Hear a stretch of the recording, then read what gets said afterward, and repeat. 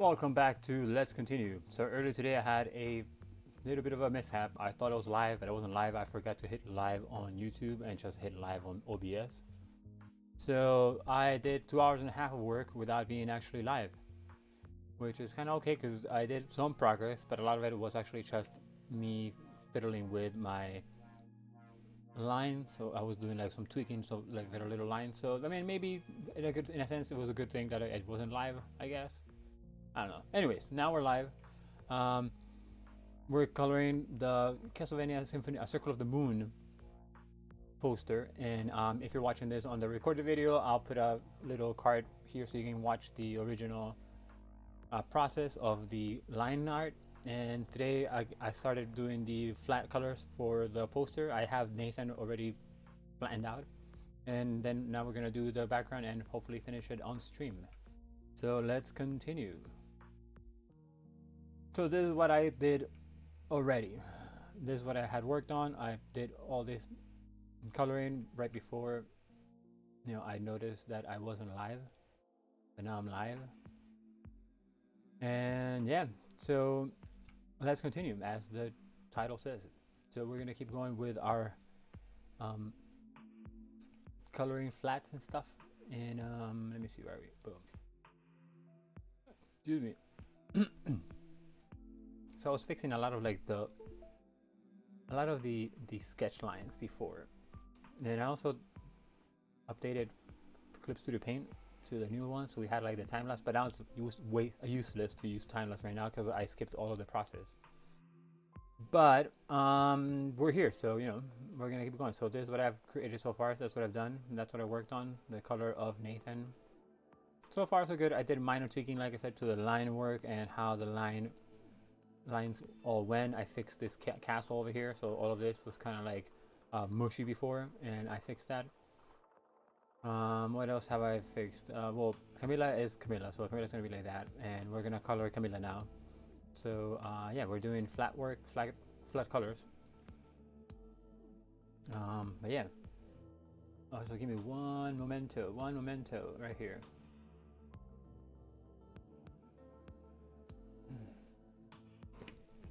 I thought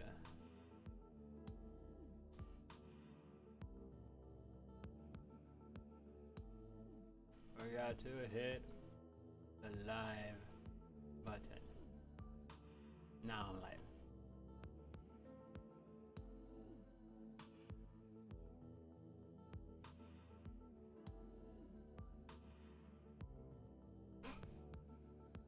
Alright, so let's keep going. Yeah, I have to do a quick post here and there. Look at the split. So now we're actually live, I think. Hopefully. I mean, I did not hit it, so yeah, it says live. Alright, cool. Woo! Let's close that. Let's minimize this. Let's keep that alive. And now let's keep going.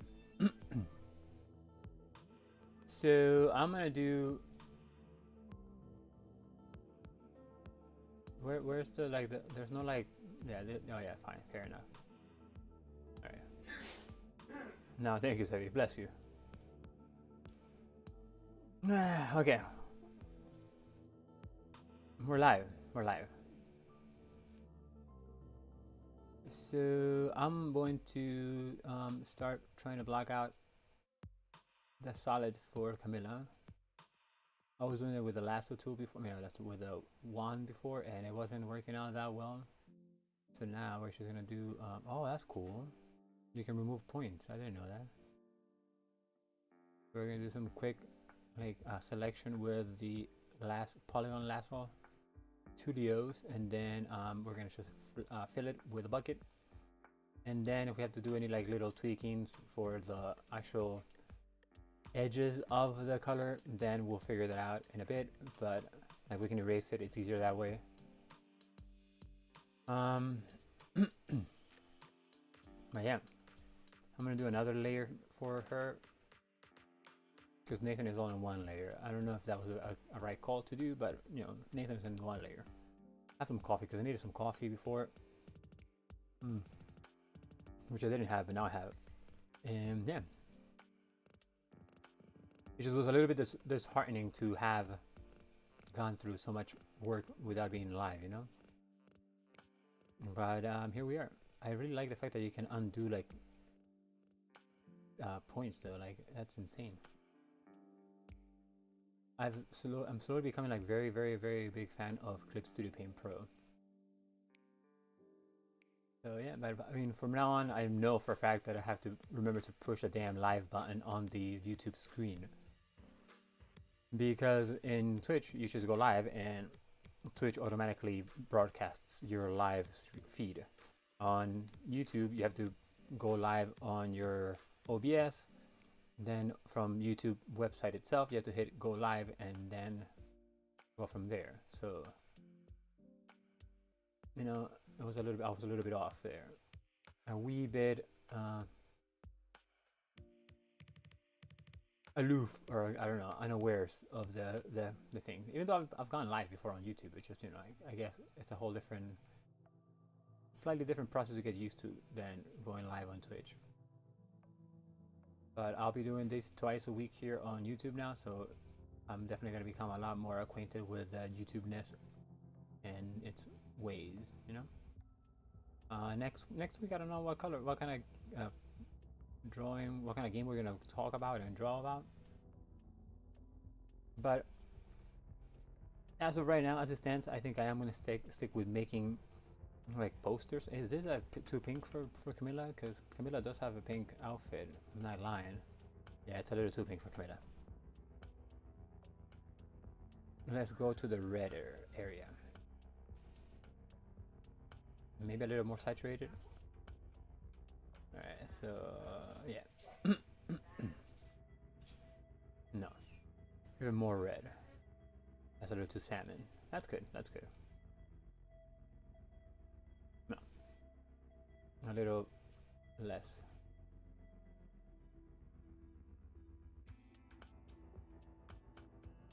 Yeah. Here and there, here and there. Yeah, fine, that's fine. I was looking at the reference for Camilla and trying to guess what kind of red does she have. I mean, I like her being like darker red. Yeah, that's cool. I like a dark red. But her dress is not like a solid red, but I'm gonna give her a solid red base, and then we'll kind of like work our way around the shading. And the purpose of this kind of like coloring, like how the direction of the purpose, the direction of the coloring is going to be more like flat colors all around, no gradients, just like shapes then that are going to give us the shadows and everything else, you know. So yeah, I mean, once again, apologies that it kind of like botched the start of the stream, because I thought I was like, oh yeah, I'm already live, blah blah blah, and I just kept on going. And then I was like, my brother was like, where are you live? I'm like, YouTube. And then I checked the feed, I mean, yeah, the screen, and it didn't say I was live. I was like, oh no, I forgot to go live. But now I'm here. Now we're chilling. Now we're hanging out. I have my coffee. I had a little bit of a snack, something to munch on. Again, it's just, it sucks that I had to like, you know, like go live and and it wasn't live, you know. So, but we live and learn, you know. We live and learn. What can we do? It already happened. It's in the past, and now we're here, and now we're coloring live. So I'm just kind of like, again, lassoing in a rough figure, like the contour of the, not the contour, but like, yeah, the shapes of the regions in this drawing, and then we're gonna start fine-tuning them in a bit. So, you know, kind of working in the colors, and we're listening to Mid Dream if you guys are wondering, and I'll give you a link for that in a second. But this approach has gone a lot quicker than when I started doing Nathan, because when I started doing Nathan, I was doing like both like manually and with the, whatchamacallit, the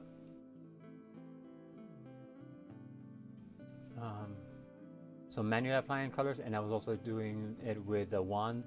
the one doesn't really necessarily work too well if you have like very loosey-goosey line work, because then you have like openings everywhere, and if you have openings everywhere, then your bucket kind of just bleeds everywhere, and it covers more than you intend to cover. So, you know, in a sense, it wasn't the most optimized way of coloring when I was coloring before, which is fine, you know. I mean, oh, why you can? Oh my God, this program.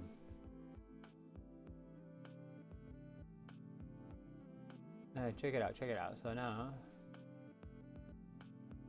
oh my goodness, can you like not do that? Never mind.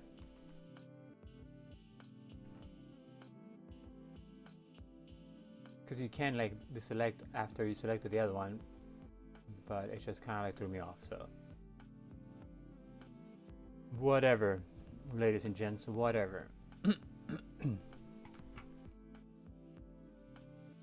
Where are we? Because I used the game reference for it, and I took some liberties. Like I gave her like a thigh high kind of like lingerie piece.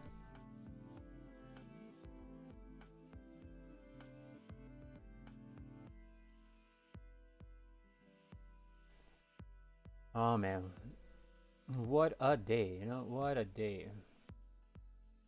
From here now we will have less of these kind of days, because I'm going to be better aware, better acquainted with the system of YouTube. And now it's going to be hard for me to ever forget to press the button again, because now this day has been ingrained in my head. I was like, damn dude, we kind of botched it. But it's fine, you know, it's fine. We botched it in a way that it wasn't too bad. It took me only 2 hours and a half to realize that I was not live. But it's all gravy, you know, it's all gravy. We have their Camilla in the back.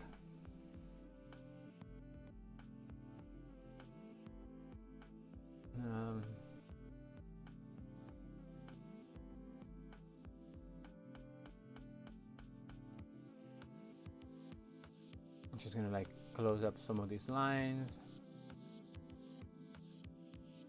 And where are we? I wanted to do one specific line when I was here. Well, we make a line here because that's Camilla's like inside of her dress. Oh, here, this one.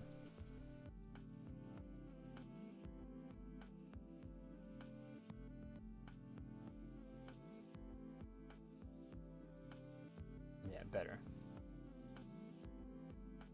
I like the ribbons, it's just I didn't make him look ribbony. I mean, I made him look ribbony, but I forgot the back side of the ribbons. Alright, so see him here.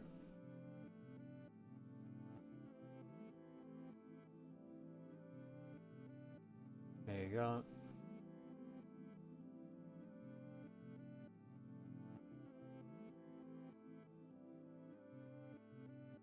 And I was doing a lot of this before too, like a lot of like tweaking this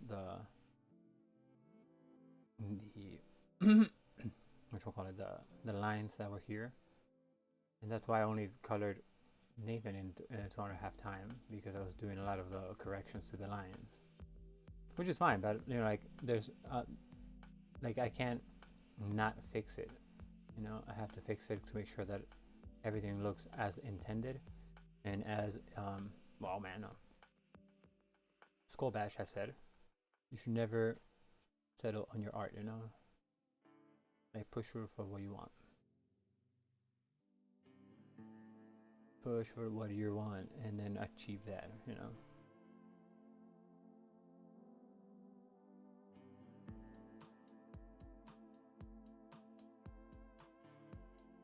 Alright, so yeah, let's have some more coffee.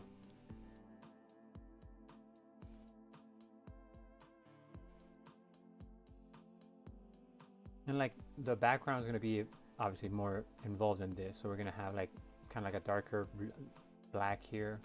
We're going to do like some sort of like,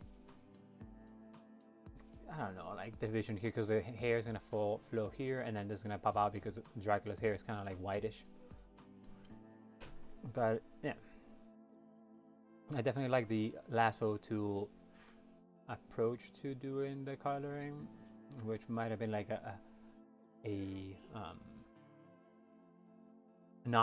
obvious solution to most people, but I'm fairly new to this whole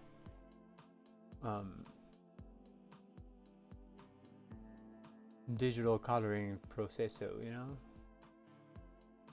I'm more of a traditional artist. I've done digital art before, but kind of like here and there to like test out stuff, see how things worked, but not to the extent that I do my traditional work. My traditional work, I'm pretty damn confident about, and I like my style. Well, for digital, I'm still kind of like finding myself, you know.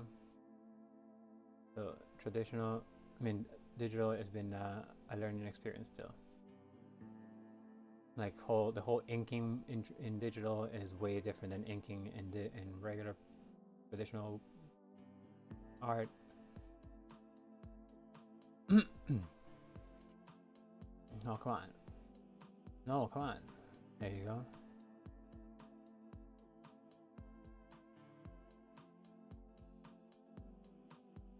I don't want to have it too straight either, like two perfect lines, because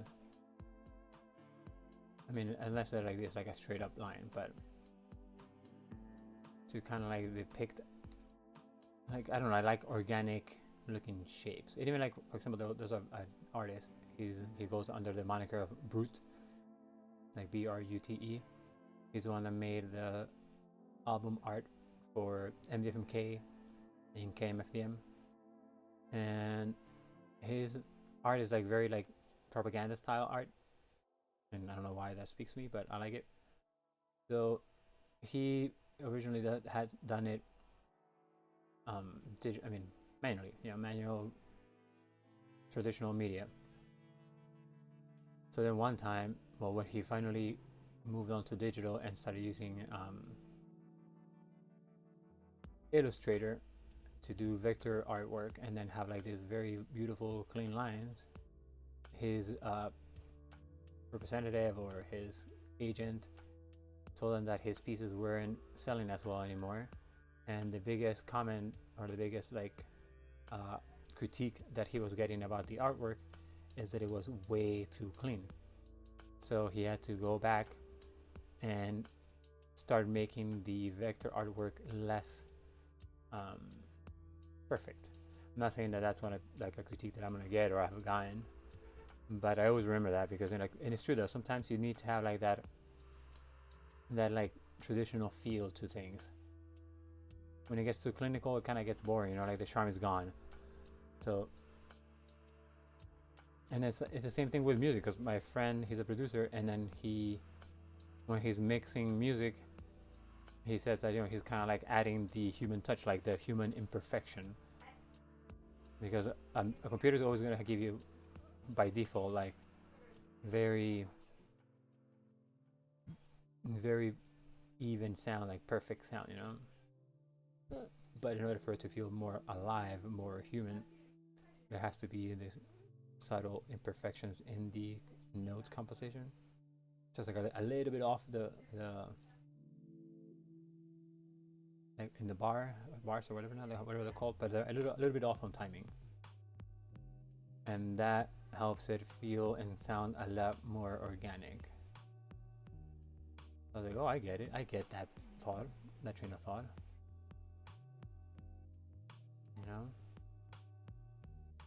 So, and I can attest to that in the sense, like when I do artwork in traditional medium and I have to do straight lines,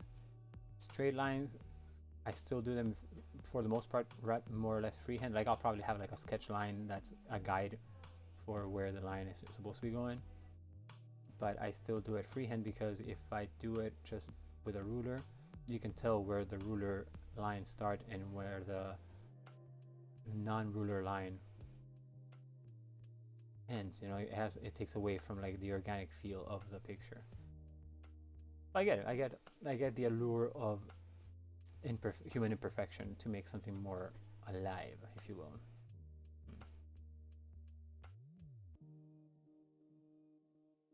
Oh, undo. We're gonna remove this part right here.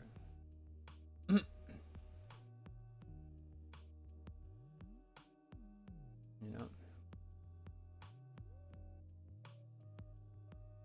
so now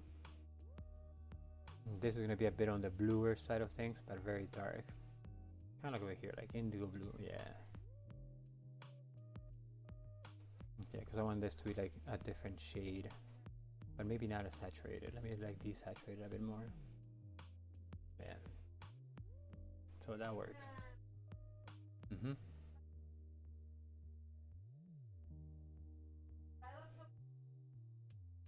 That's it. So now we're gonna do this.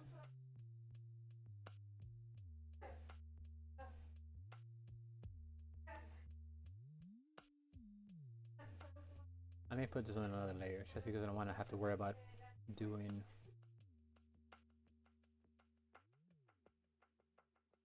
like perfect lines so that it doesn't overlap with the original color shape. And we can adjust the line work also. Because the line work for this side of this portion of the drawing was very much like loosey goosey, you know, like not too much thought put into it. So now that I'm going with a lasso tool, it's kind of like a bit more thought out because I know what I'm going for. So yeah.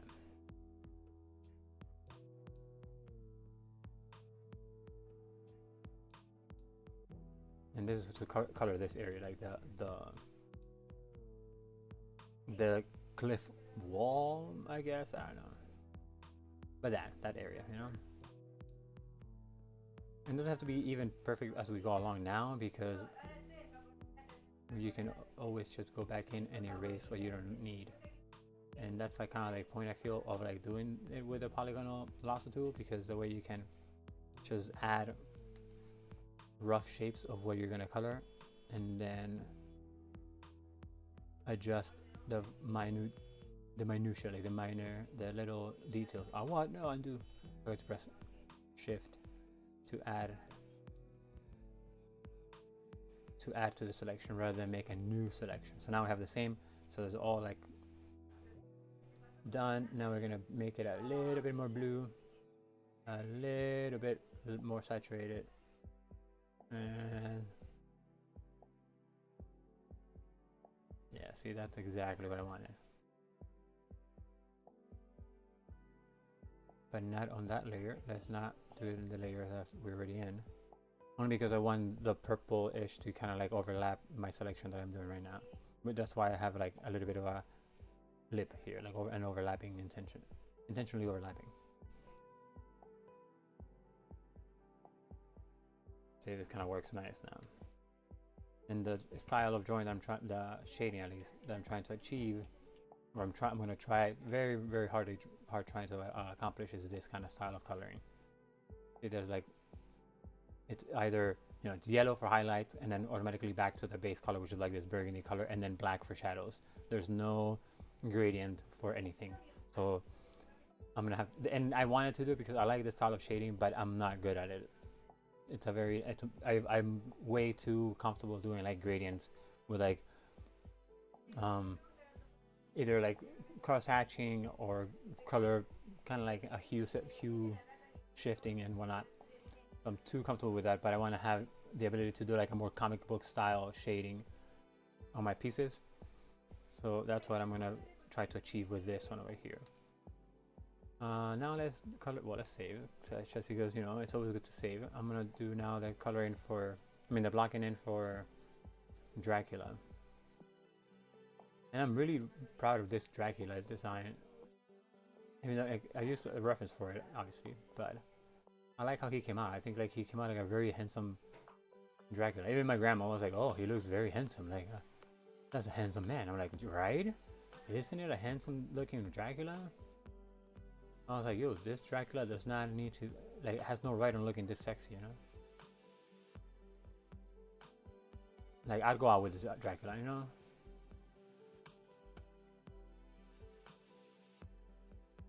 Like, this Dracula can get it, you know? Which kind of plays into like the whole vampire mythos, because vampires are supposed to be very like sensual and like very good looking, like, you know, like that's like how they lure you in, because they're so like damn hot, you know. That's like their way of like getting into your pants, you know, or into your house, because you know they have to be invited into the house. I always found it to be kind of like funny that these like super powerful creatures of the night, they have to have a formal invitation for them to be able to go to your house. It's kind of like, what? Huh?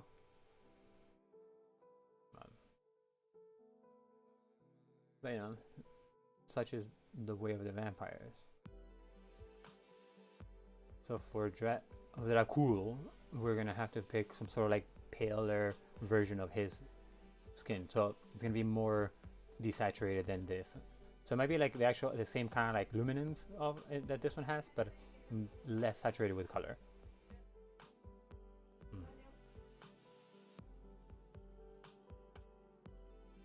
All right. So I'm just gonna black out all his skin tones.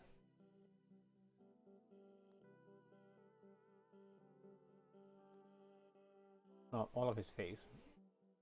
I love the fact that I can just click the dot and like the dot just goes away, you know? Because before, back in the yesteryears, when I was just like out of Photoshop, like your selection was your selection. You can like be like, you know what, maybe I don't want that. That one little line, no. You either had to like complete the selection and then adjust it with like, you know, these taken away or adding onto, but this one like the whole like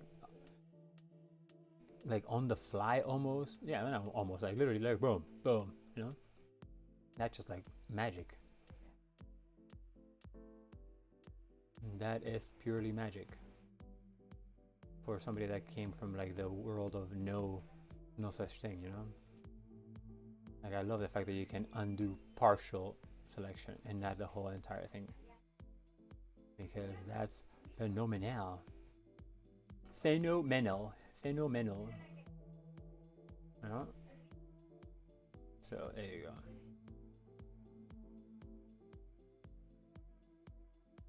Oh man, I still have it in the back of my head like I forgot to click live on YouTube. That was such a bullshit move, man. Well, pardon me for this cursing. Damn it. That's another thing I was saying when I thought I was live, is like YouTube has like this, like it forces you to be like cleaner in your vocabulary, which is fine, I guess, to an extent. But like, you know, like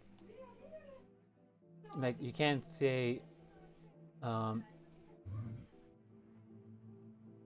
the colloquial, whatever that word name for woman's chest, you know, you can't say it, because if you say it, your video is no longer able to be monetized because you said that word. And I'm like, what? Really? That's not like even like an offensive thing. Like everybody uses that word. Like even women use that word. But YouTube is like, no, don't say it. Wait, am I selecting the beard?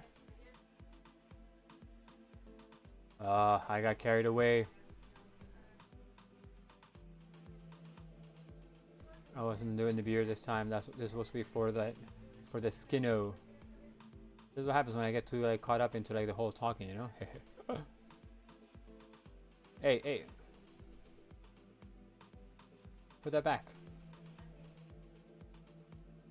Oh my goodness.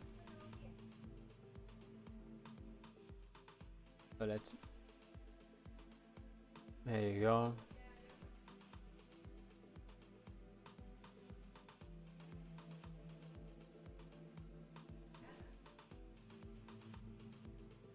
Luckily, I noticed now, and now when it was too late.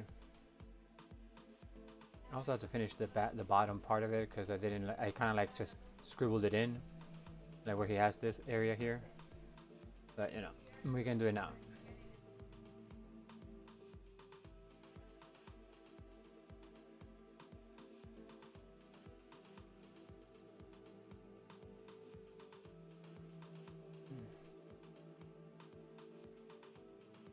Alright, so now we're good. So what we're gonna do is I'm gonna take the color that his skin color has, and then we're gonna go back to like the bluish kind of spectrum of things. Maybe not. Maybe hold on. Maybe just desaturate it up quite a bit, and then make it a little bit brighter. And then let's see.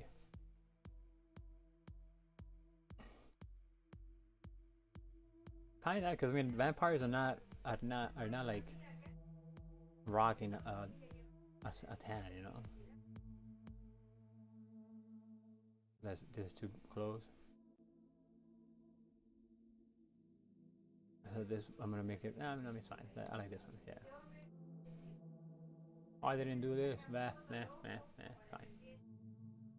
His like empty part here on his goatee, you know.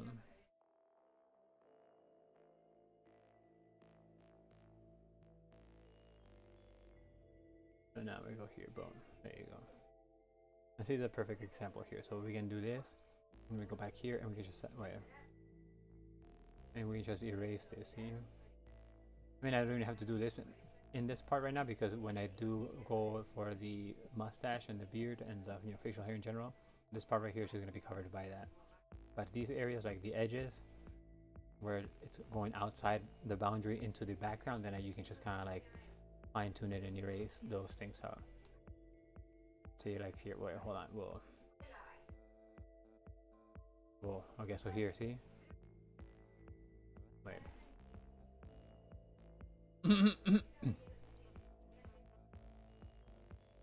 So I can fine tune the colors selection, you know? And this is a lot faster than going and coloring in the shape itself, you know? You have a lot less to erase than you would have to color in. Which is why the lasso tool is so convenient, you know? It expedites all this selection quite a bit. So I'm not forced to be that precise, you know? So like all of this, I can just kind of do it. And I mean, I'm gonna have to do this anyway, so that's why it's fine that I'm doing it now. I didn't have to, I just wanted to show you guys, but now that we're here, why not finish it, you know? And she's so tiny, like she's so tiny in the whole composition, like in comparison to the whole entire composition, so this may not be as noticeable as I think it is, but I don't like not having it done properly. So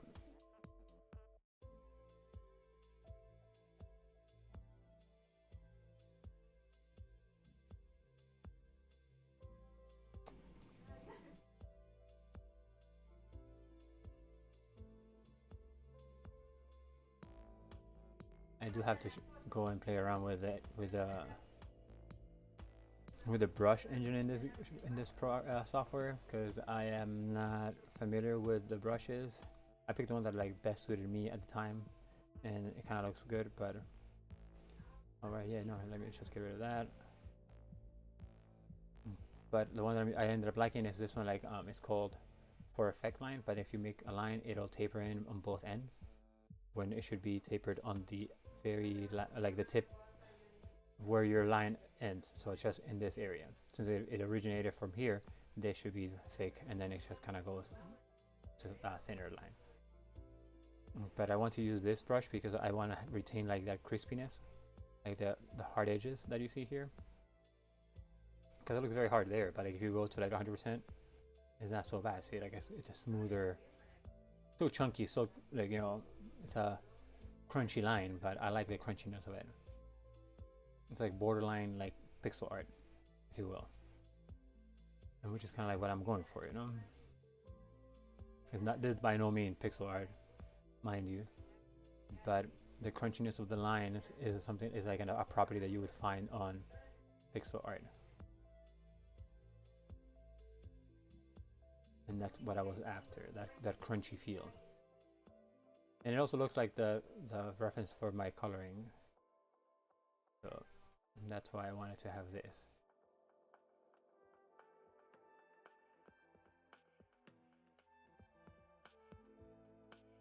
All right, there you go.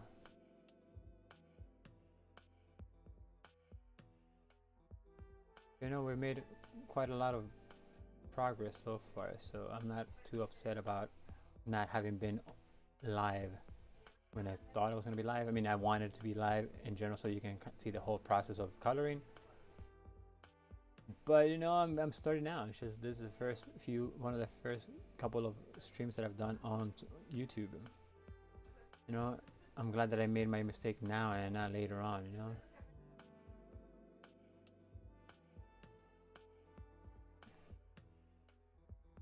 And what I'm most upset about is the fact that I lost the process of like coloring Nathan. So, because my point was to try to have a video, you know, when I did the first video for this, it was just to kind of have the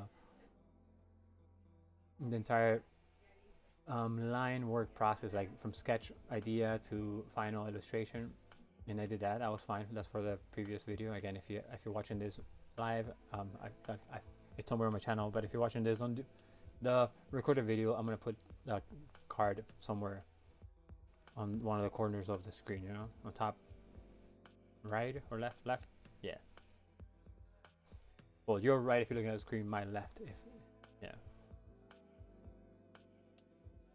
It's kind of hard to gather your bearings when you're streaming, and then what's left and right, you know. So you're gonna make these little like lines here, and that kind of depicts it as being like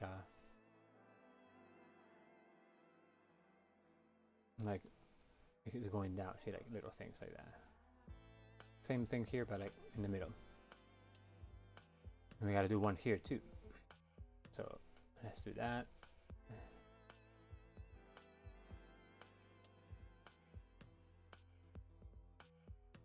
There you go.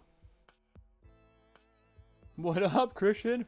Hello, welcome. Thanks for coming by. I'm coloring after I noticed that I was not live after working for 2 hours and a half. This is what we're coloring.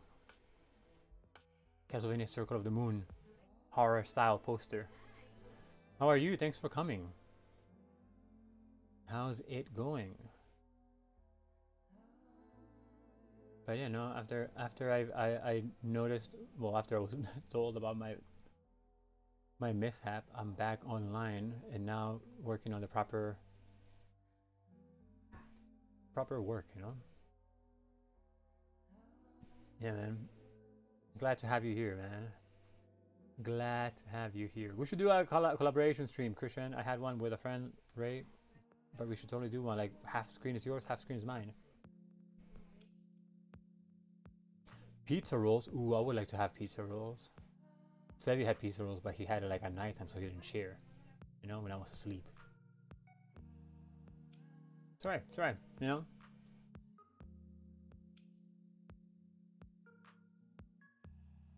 It's all gravy. Yeah, man, we should do a collaboration stream.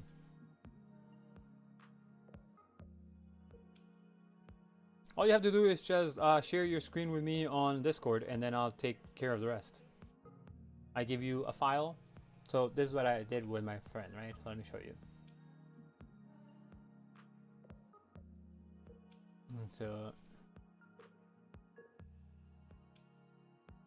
So these are the collaboration compositions. So see, these are different compositions. They're grayscale compositions. And then at random, we pick one. And then I give you the file, and I have the file, so we work on the same composition. So we have like, so for example, this is what we used last time. So Ray worked on the left side, and I worked on the right side. So see, it's very simple, very non-descriptive. It's just a mishmash of like blocks. And then this is what we created. So I did this, and then Ray did this. You know? So we can do one of those. And all you have to do is just you open up the file in your preferred software, and then share the screen with me on Discord, and then I put them together on OBS, and then people that watch get to see both sides of the coin. You know? Yeah, man, it's cool. It's fun. It was fun when I did it with Ray. It was fun. So we get on voice chat. We just hang out. We talk crap about whatever we want, and we just let our minds flow. You know, we just create random things based on that one composition. And the reason why I give a composition is so we can have like a common ground and things can kind of like come together. And you don't have to not see my screen. Ray didn't look at the screen.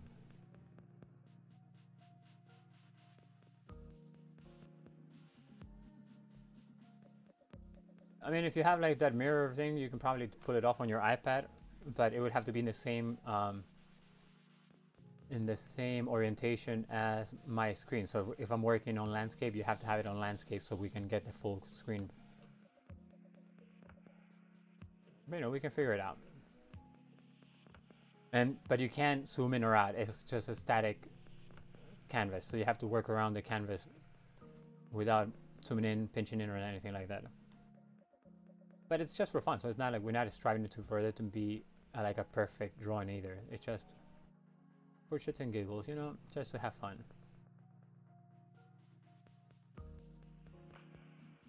Yeah, man. What have you been up to, man? What have you been up to? Yeah, in general.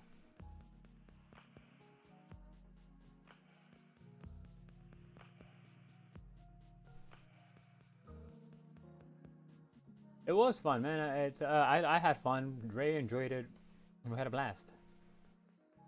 Now I'm just doing this. I'm putting the flats down, and then I'll start doing my point. Like my intention is to have this coloring be more like this coloring. So I'm gonna add like, you know, very like sharp black spots for shadow.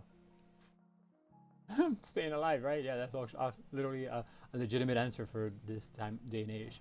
Hey, what are you doing, man? How's it going? You know, staying alive. Oh, great, me too. You know, like that's a legitimate answer.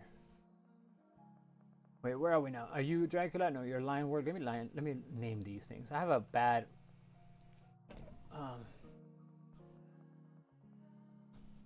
habit of not naming my layers. You know, it's just like layer 1 for the and then 45 layers later. I'm like, oh damn, where those things go? So it is what it is, you know. It's one of the things that I think a lot of artists are, where a lot of us are guilty of, not naming our layers. Naming our layers. Yeah, thank you. I hope so. I mean, I'm trying to get better at like comic book style shading because I'm very reliant on like gradients with like, you know. Yeah, man. I don't think that many people do. And those that do are very few and far between. Because like at least in my case, like when I'm just working digitally, and I rarely do this, this is me trying to become better at it. I'm like in the flow of things, so I'm like not worrying about too much of where my layers are or what my layers are doing. It's kind of like, oh, I need this here. Yeah, let's go. So I don't pay attention to what's going on per se. This is me trying to like guesswork where the hair would go because I didn't even do line work for the hair, as you can tell. But you know.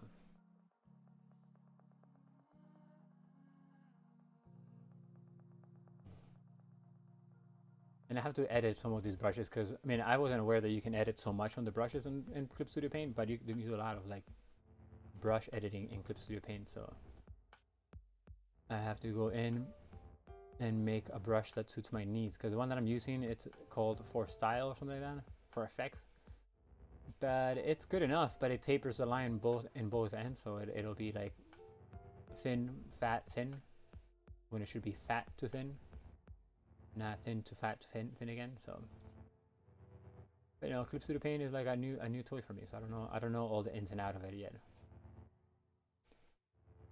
Yeah. Have you done any cool art lately, Christian?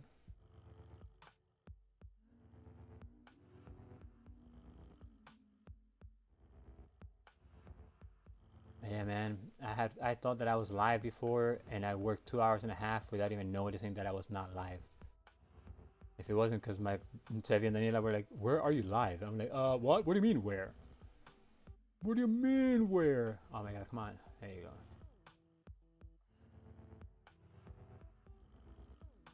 Feel free to drop links to your artwork if you want, Christian.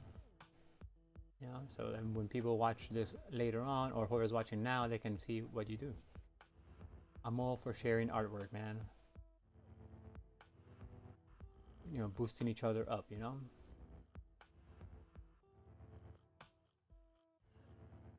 So we're doing, now we're doing the hair. Before I was doing, wait, where am I doing the hair from? Yeah. Oh, damn, that's a big selection.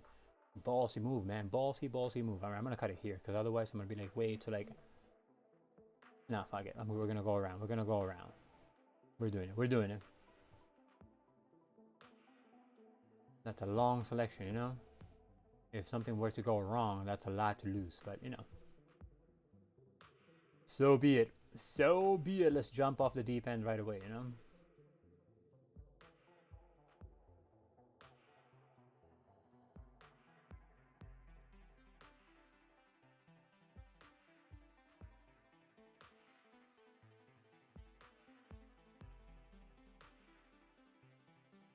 This like sexy man beast beard that he has going on.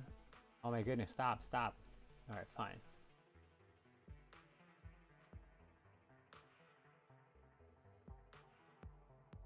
See, that's what I mean. Like I didn't have to clean up that part because whenever. I don't think I've ever used Clip Suit of Pain, but I've been working on commissions. Only my second commission, but I have 2 in line waiting. And yeah, I saw your IG story. I know, man. That's good that you're working on commissions, though, man. That's awesome. Props to you. Commissions are fun. Sometimes they stress me out, but commissions are fun. Granted, I've only done commissions for like older people, and older people have like lame stuff to draw. No offense to older people out there, but like the people that I haven't encountered that ask me for crap, not for crap, that ask me to do commissions for them, they have been very lame, you know. So like, oh, really? This is what you want? All right, fine, I'll do that.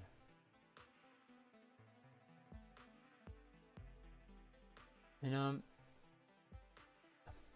but to be fair, I haven't done like pop culture stuff in like ever since high school, so it's not like anybody knew that I could do like fan art and stuff, because I wasn't doing fan art. Fan art is something that I started doing now because I became more comfortable doing it again. I had been like messed up by my high school teacher. I'm not trying to blame her, because of her I ended up doing a lot of like surreal work, and which I enjoy a lot, doing surreal work. But her disbelief that I did original work because it looked too much like Akira Toriyama's work made me feel like I shouldn't do any more fan art, and it took me years to get out of that funk of not doing fan art, because my reference was always Star Wars.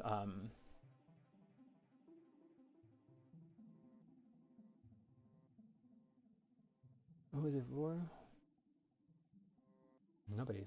So yeah, so like I used to do Dragon Ball Z characters all the time, every time. Like I would freeze frame and draw characters from the TV. And I love this. So my style at the time was very much like Akira Toriyama's. So then she would think that every drawing that I did. And yeah, thank you. So far it's been okay. It's been friends for so far, but still something. No, hey, listen. Don't downplay what it is. It is what it is. It's a commission, and you just have to treat it like an awesome opportunity. So never excuse your work, nor downplay what you're doing, because it all deserves, it all, you know, has its merits. So never excuse your work. No, again, like I said, don't downplay what you're doing. Embrace it and be like, yep, this is what I'm doing, and then let people like think whatever the fuck they want, you know. Whatever they can want. All right. Let me see. I need a grayish, kind of brownish tone for his hair. So let's go brownish, grayish, but very pale. And this is why I made the long melena for him.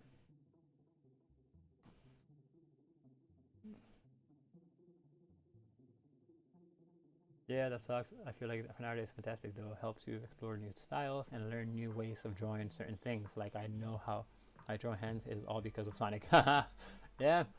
Well, I like fan art. I used to love drawing stuff, and I had adopted at the time, like I said, a very Akira Toriyama like style. So even my original characters had a very strong Akira Toriyama feel to them.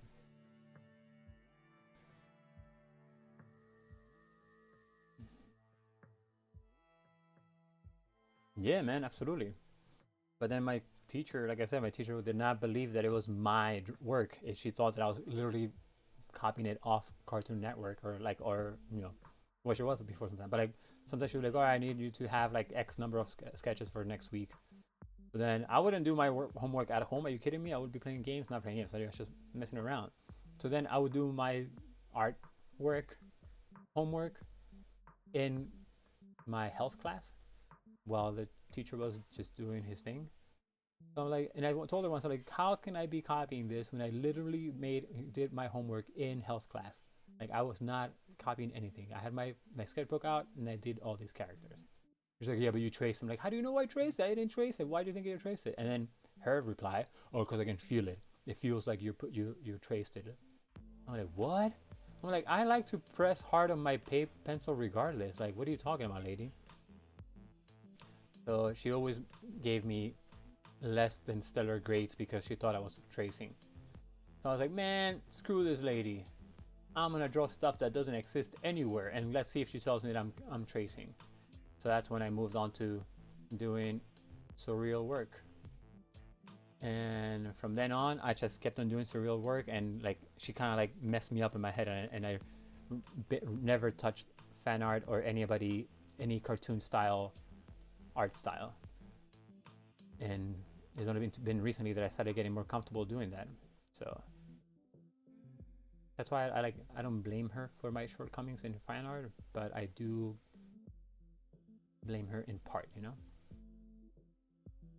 I allowed her to get in my head, and that was on me. But yeah, so now I'm like getting a lot more comfortable doing fan art. And I'm doing fan art for the things I like Castlevania. I love Castlevania. Love. Love. Or LUV, depending on how you want to do it, There you go. Look at this sexy man beast, man. I'm telling you, every time I look at this Dracula, I'm like, man, he's a sexy man.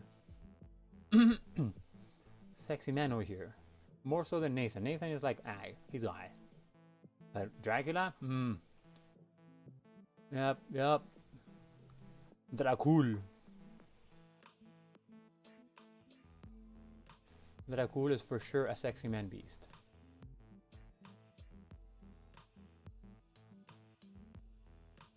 Wait. Oh, okay. So, right? Hell yeah, he is. I thought so, man. I was like, yo, you have no. When I was drawing him, I literally said, you have no right looking this good, man. So I was like, whoa, guy. How do you look this good? Because the one that the reference guy, I'm gonna show you who my reference for Dracula was, so you don't think that I did not like I didn't go like shot for shot with the reference, because that's my Dracula, sexy man beast over here. And this is what my reference was. So he's not that much of a sexy man beast over here, but that's where it stemmed from. So I have to fix Nathan's face though, but whatever, that's for later on. We'll still going on. This was like this area right here was just me kind of like doing something now, but I have to make this hair look more flowy. But that's gonna be done with like the actual line work.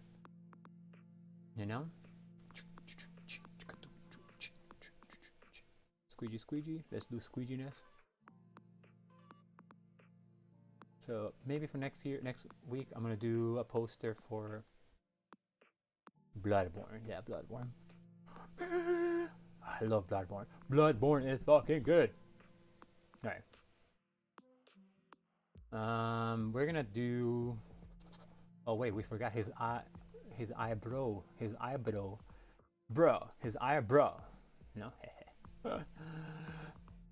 But the one thing that I always promise on my streams is interesting images and bad jokes. So,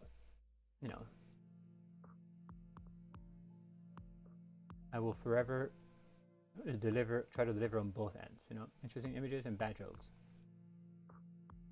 And that's also open for invitation. If you guys want to throw in a bad joke, by all means, throw in the bad joke. Bad jokes are more than welcome. That's what we live for here. It's just part of like the canon world of the Vorverse, as it were, you know.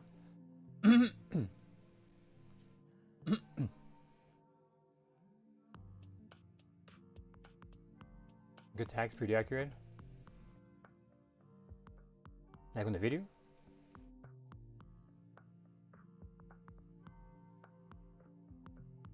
Booyah! Alright, so now let's pick.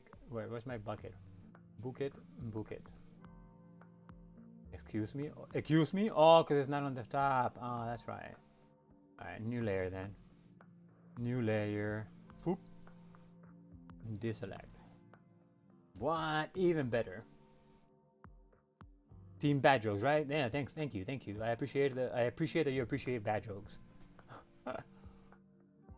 You know how I understood how important eyebrows were to the face when I was drawing characters from Nintendo, like Mario, Wario, Luigi, and stuff like that. If you draw Mario, any of those, Wario, Mario, Luigi, or whatever, any one of those without eyebrows, they look horrendous. Do you put eyebrows on? It's like, oh, there they are.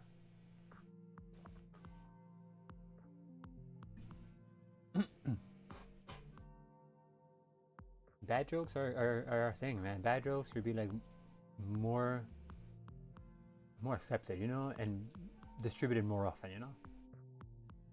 Yeah, we have to give him like eyes, because I mean Dracula has no eyes right now. Dracul. Let's go back to the line work. Yeah, that one's fine.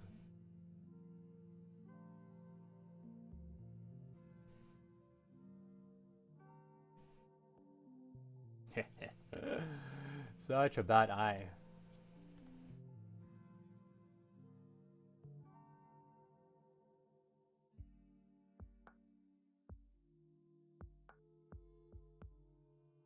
Mr. Dracul, where are you looking at? No. I might have to redo his eye though, a little bit, just because it's too big. No matter, we can do that. We can do that right here. Excuse you. Why are you not? What? Where does it go? What am I missing? What am I missing? Shrink selection? No. Oh, shrink selection. No, man, this right here. Yeah, there you go. I mean, I had to shrink it, but you know, like there. Deselect better, much better, molto bene. Yeah, man, eyebrows. I'm telling you, eyebrows are insanely important. But again, I didn't notice how important they were until I was drawing Mario and Luigi and all those people. Because Mario without eyebrows looks hideous. That man cannot rock his face without eyebrows.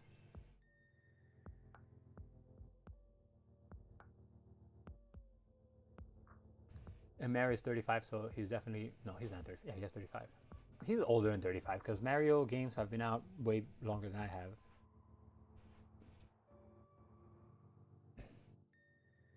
It wasn't called Mario before, but Jumpman, or whatever. And he has red eyes. Yes, I've seen bald Mario, but bald Mario is a lot more pleasing to the eye than no eyebrows Mario. I'm telling you, no eyebrows Mario, oof.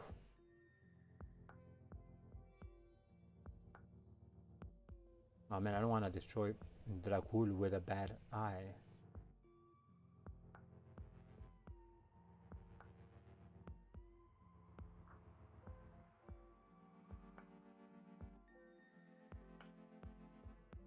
Vlad Tepesh. But this is what I mean with this line. See, look, it tapers here and here. It shouldn't taper on both ends. It should only taper on the last part of it. So it should start. This should be fat, but it goes from thin to thin. So it's not. So again, I have to like go in here and like mess around with the brushes. Where are the brushes? Where are the brushes? Brushes, where are you? Preferences here.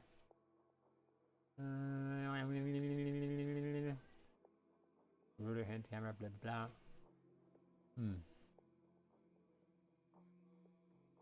Touch, gesture, tool. I mean, we'll do it later, but I just don't know where the things are. Whatever, you know.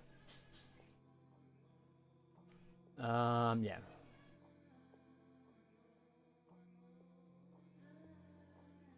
Okay, so no, that's definitely not how it goes. Because the thing about eyes, right, is like the thing goes in, and then you have like a little see-through part here. And he has red eyes, so we have to make it look red.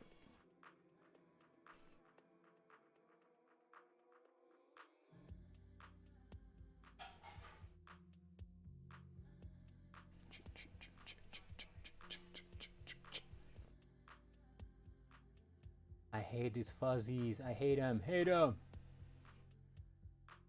No fuzzies. Oh, because I resized it. That's why I got fuzzies. Yeah, alright, fair enough. So for his eye, we have to go here first. I need that polygonal lasso tulation. And again, Dracula has red eyes because he's Dracul. But we need to be like kind of desaturated, kind of dark, but desaturated and dark. Yeah, there you go. It still does it. If I use more pressure, it'll still default to not being chubby. It's just the way that the brush corrects itself.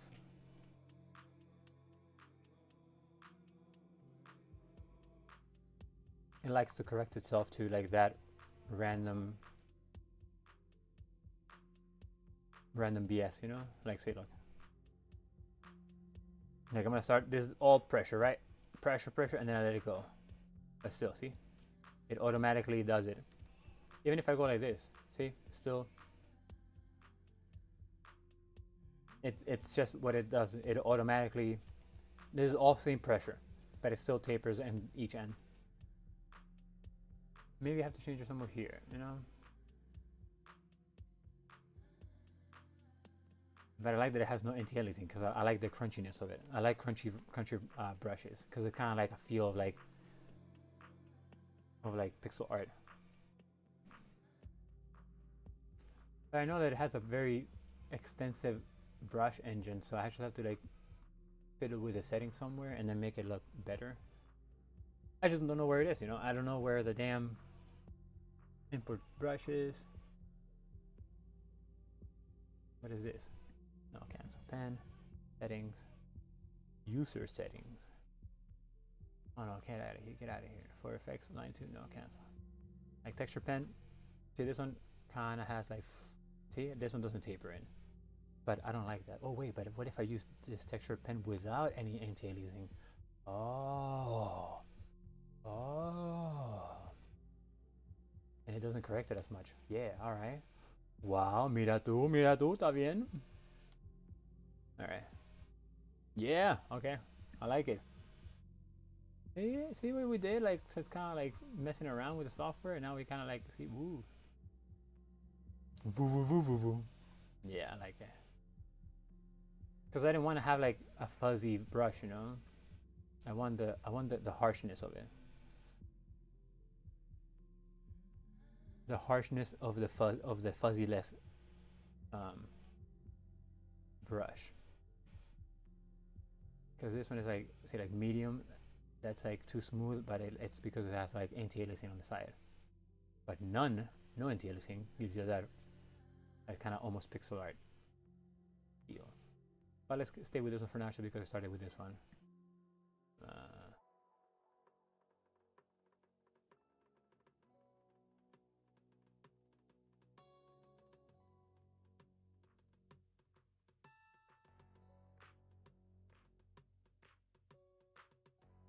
Alright, so now we're gonna do black, because black is everything.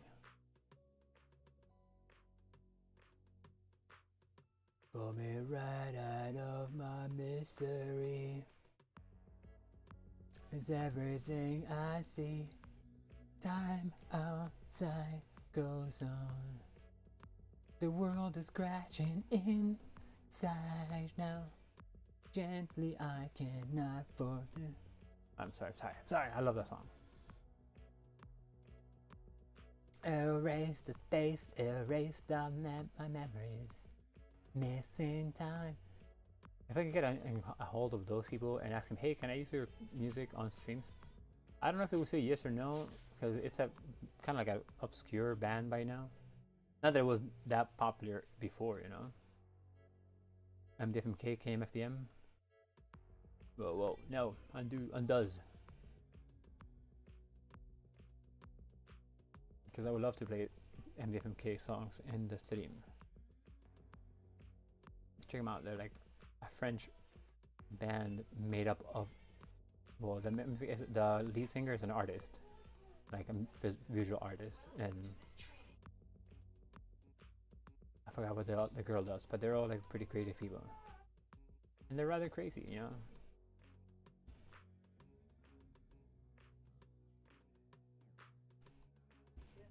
I have to fix these lines too, but you know, we'll do it when we get there. Right now, we're just gonna block out this red so Camila can have a better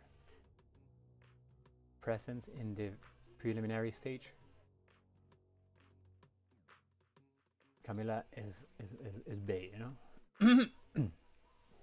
This character is one of my favorite characters. It's cool. I mean, Carmilla from the other one, from the show, TV show.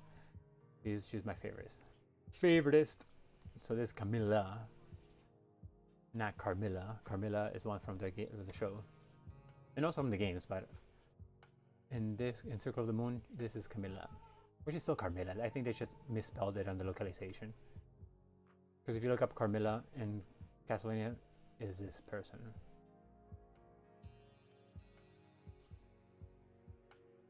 No?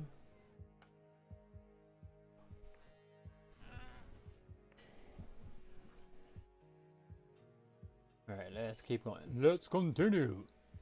Bam,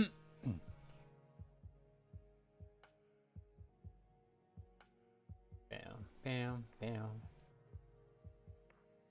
I've been watching Clone Wars because, you know, Mando, it's on the last episodes, and I need like some Star Wars fix. So I started watching the Clone Wars. It's a good show, man. Clone Wars is a legitimately good show. Like, it has some pretty dope stories. Even though it's pretty much catering to like a younger audience, I think that it's a good show in general, like all around.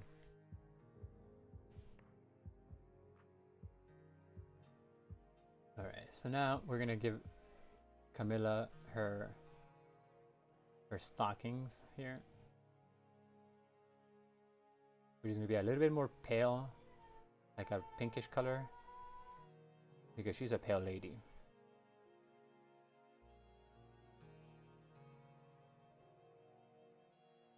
Yo, have you been watching Mandalorian? Mandalorian is a good show, man. I had been putting it off, but then I watched it. I was like, whoa, this is dope. It's a good show. It's a good show. Good show in general. Like, it has a good plot, good story. Even if you don't like Star Wars, I recommend it. Like, if you want a entertaining show, Mandalorian is pretty good. Like, you can do a lot worse than watching Mandalorian. You know, like Mandalorian, it's a very well crafted show. It has a good plot line, character development. And like, I've noticed that while watching Mandalorian, all of the Star Wars movies, yeah, I mean, I would too, but I don't know. Right, Camilla's gonna have about the same color scheme, I mean, skin color than Nathan, a little bit lighter maybe. Not that yellow, because damn, that's yellow. Alright, there you go. So all these people are like very, very pale. These Scandinavian or Northern European based people. I would like to rewatch all of the Star Wars. Maybe we can do it on Discord, Christian. Hint, hint, nudge, nudge. Like a watching party. Sure.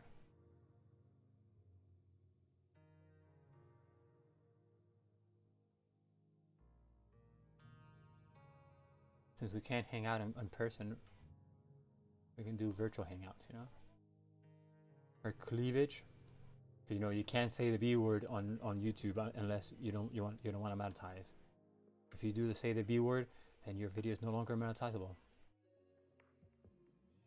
Which again, it's just BS. BS.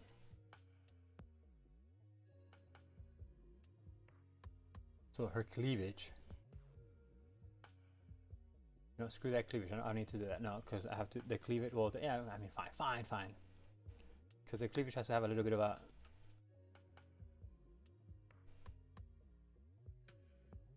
shadow underneath her neck, but we'll do that afterwards.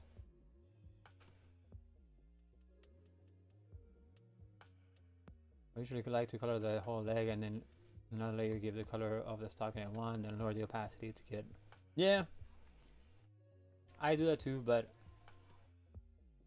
like my self-imposed limitations is so that I can do everything with flat colors, just for the funs of it, like the funsies. I like giving myself limitations or like restraints, you know. It's a fun process. What the hell? I thought I had plussed it. Oh my god. This is what happens. This is what happens when you're like not paying attention. Whatever.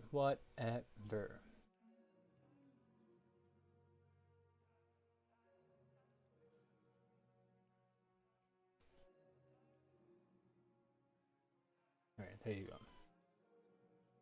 Hold shift, let's not forget. Oh, I was holding caps before. Alright, never mind. And then these are the little white flary stuff that she has.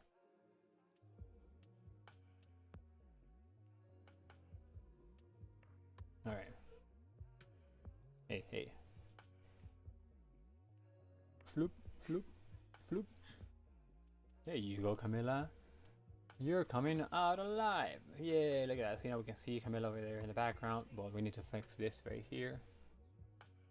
Which we're going to give it the red. Everything red right now, you know, it's just going to be the same red, more or less. And then when we get to shading, we'll change it, maybe. There you go. And that was more like a artistic liberty that I took, because in the design I took it from like the pixel art, and you can't really tell whether or not she's wearing one of these. But she's very essential, so I was like, why not? She would be. And I gave her like these boots, because why not? You know? So now, deselect, and now we're gonna do the white blurry thingies. So her dress has these like these things here. These are all white. The details on her dress, you know? And she's fairly small for the whole composition, but she has to have these details, otherwise, you know, it's not her.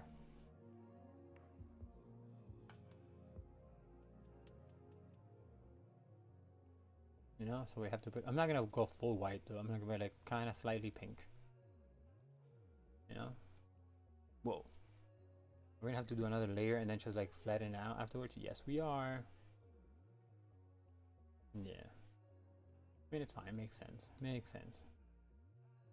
So.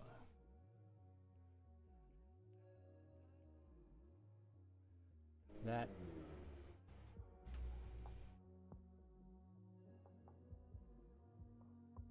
That. So what have you been asked to do in your commissions, Christian? Like, what's your latest and greatest so far?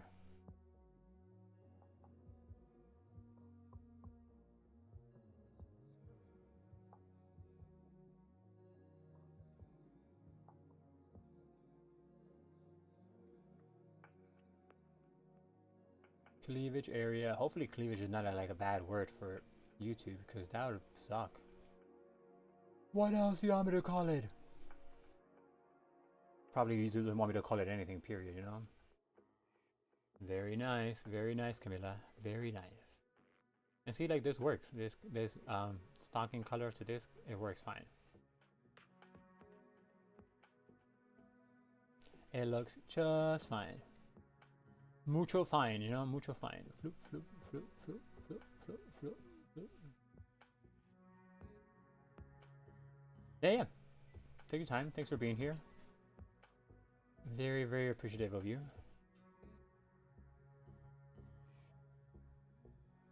Now let's do the white. This one right here. Boom. Oh man. Hells yeah, Camilla's looking beautiful. Beautiful. Just what I need to know. You know? Can't sing that song. I don't have the vocals for that song. When I used to go to school in Philadelphia, my roommate Mitch, great guy, man. I miss that guy. I wish that I had some sort of contact for him, but I don't. Anyways, he used to go to bed with Power 95, something like that, because we're in Philly, right? So there's hip hop station. So I went to bed and woke up to hip hop. And that beautiful song, I always thought that it said Blue Balls. Then when I heard it, I was like, oh, Mitch, I've always thought that it said Blue Balls. And he's, what do you mean?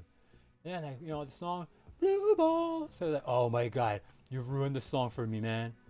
I'm like, what? Why? It is beautiful, man. But now I'm going to hear Blue Balls every time I hear it now. Thanks. I was like, And it was funny for me.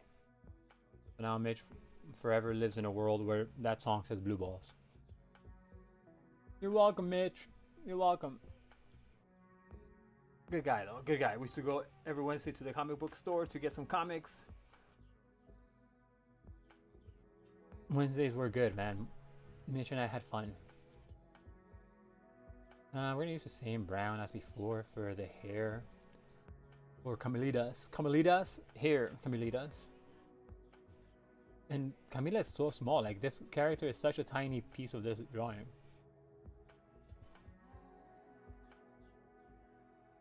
But she has to be part of it because she's the one that brings back Dracula in the story, you know? She's the one that conjures up the return of Dracul.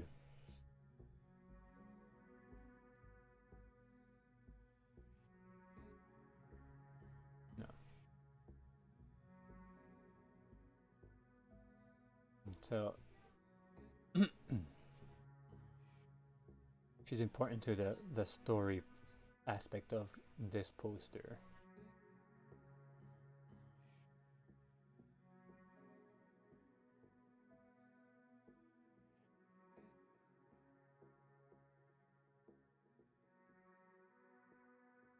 So I have to zoom in quite a bit in order for me to get decent, very fine details, because otherwise it thinks that I'm trying to remove points rather than add them.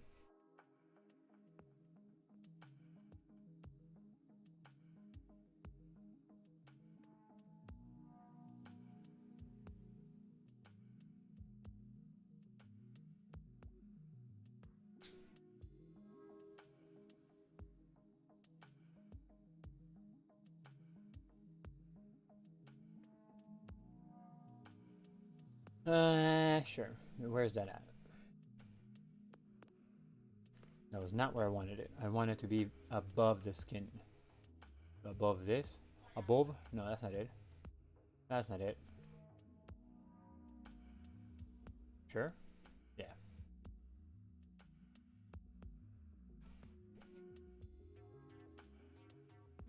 So like this is 100%, right? So that's how big she is now.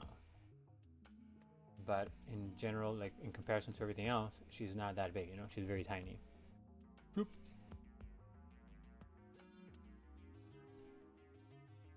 And I have to like make sure that this is kind of cool. I have to like redo, like finish this part right here. But I like this. See, that was my purpose all along. I wanted his hair to flow down and then have it be like a light behind that castle so that the castle silhouette can push through. You know? His skin color is not too pleasing for me, so I'm gonna have to put it more on the red. There you go. Yeah. Now he looks like he's alive. Before it was like, whoa. Whoa.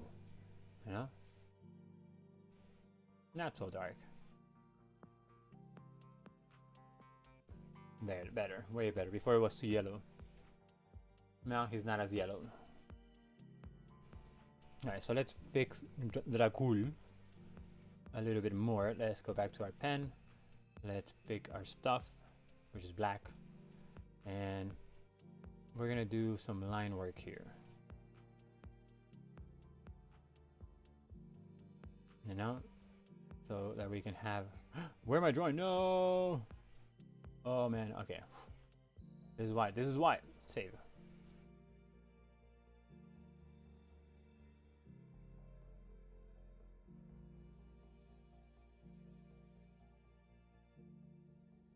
It's fine that we're going over Camila because I can delete that afterwards.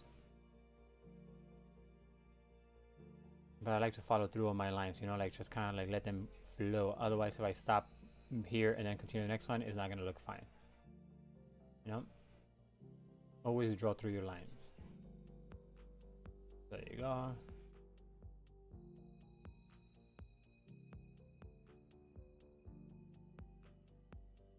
Yeah, that looks better.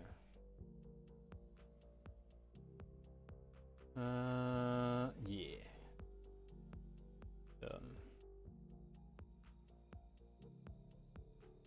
Yeah, so you kind of like better define the hair.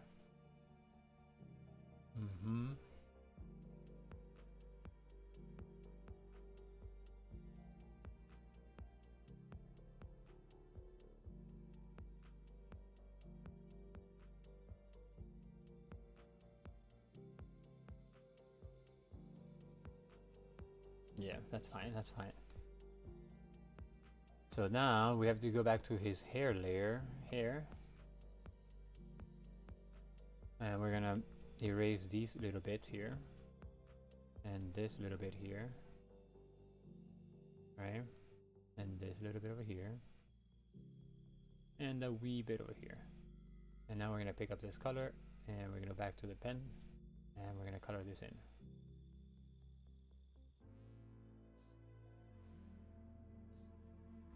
And we'll adjust the fine details part in a bit. I just want to make sure that I have enough coverage. Oh look, see, I forgot to do that too. So let me go here. Let me pick up my black again and finish. Whoa. Oh, that's a thick line, but it looks nice. But it's too thick. Oh, that's fine, I guess. Fine, yeah. Yeah, it looks good. It looks good. Oof. There you go. Better and better, you know. And we can fine tune the line. Come back over here, grab that, go back to the pen, fill that in, and get rid of this. Now let's go back to line work. And let's zoom it in. Well, that's too much though. Let's get rid of this. And get rid of this. Even when it's traditional work, I don't like to stop my lines, you know, I just follow them through. It just makes it look better, like it works better. Whoa, what kind of crap was that? That's too much, too thick. There you go.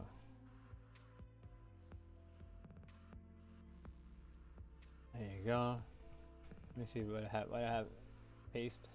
Nope, no paste. Well, let me give you the link for the music just for anybody that might be joining us and lurking. Thanks for lurking for those that are. Thanks for watching the video afterwards if you are. Here's the link to the music that we're using from Mid Dream.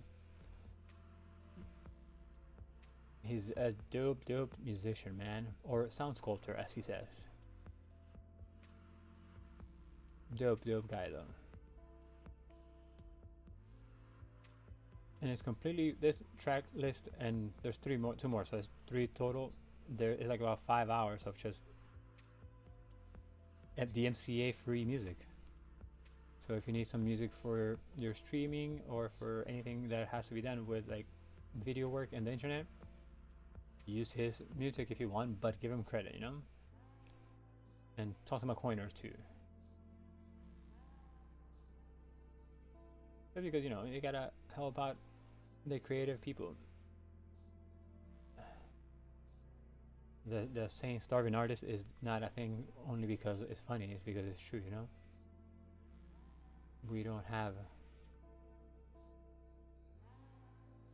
the luxury of having tons of money, you know? Not that anybody does, but, you know, artists in general, that we're very much a struggling bunch. And it's because like art in general is it's not a need. Art is a luxury, and not everybody has money to pay for the luxury of art. So we dwell in that world, in that weird world where it's either too expensive for most or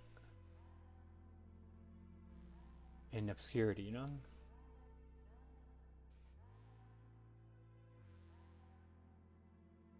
Okay. So far so gravy. We have to make sure that we get rid of this though, right here. Whoa. Whoa. Pick this up again. Let's go back to the pen. Pick this up. Go back to his hair. Draw there. Erase here.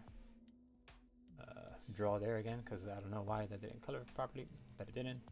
Same thing here. And let's just see if anything else needs to be taken care of, like this, like here, here, there. Another thing that I learned, well, a thing that I learned while watching Midream do his production work is that those little things that I took care of now, there's an equivalent of that in music production. It's just very tiny little glitches where the wave kind of flattens out abruptly and it makes it sound weird. So welcome back. So there's that in music, and I was like, this is exactly what I go through when I draw, and I have to like get rid of like this one pixel error that maybe nobody sees, but it knows it's there, so I have to take it out. So in the music production world, there's also that, the little glitches that make the sound glitch out a bit, like just for a fraction of a second. But when you're used to producing music and sound in general, you very much can tell right away. But overall, man, Midream is a dope person to follow on Twitch.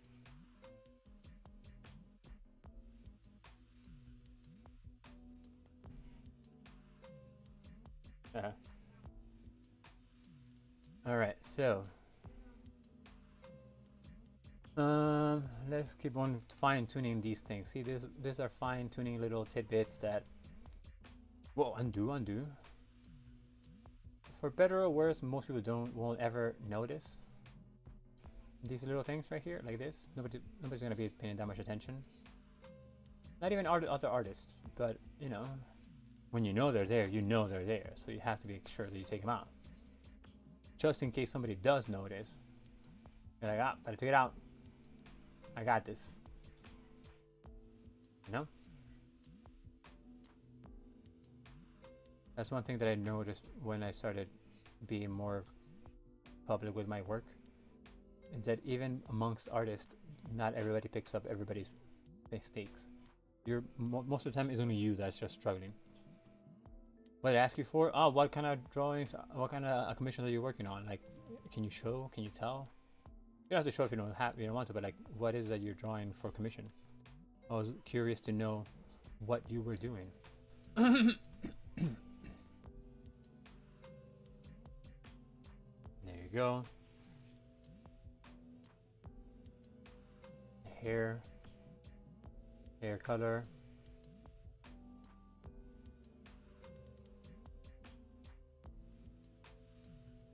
There's a bad line right here. This one right here, bad line.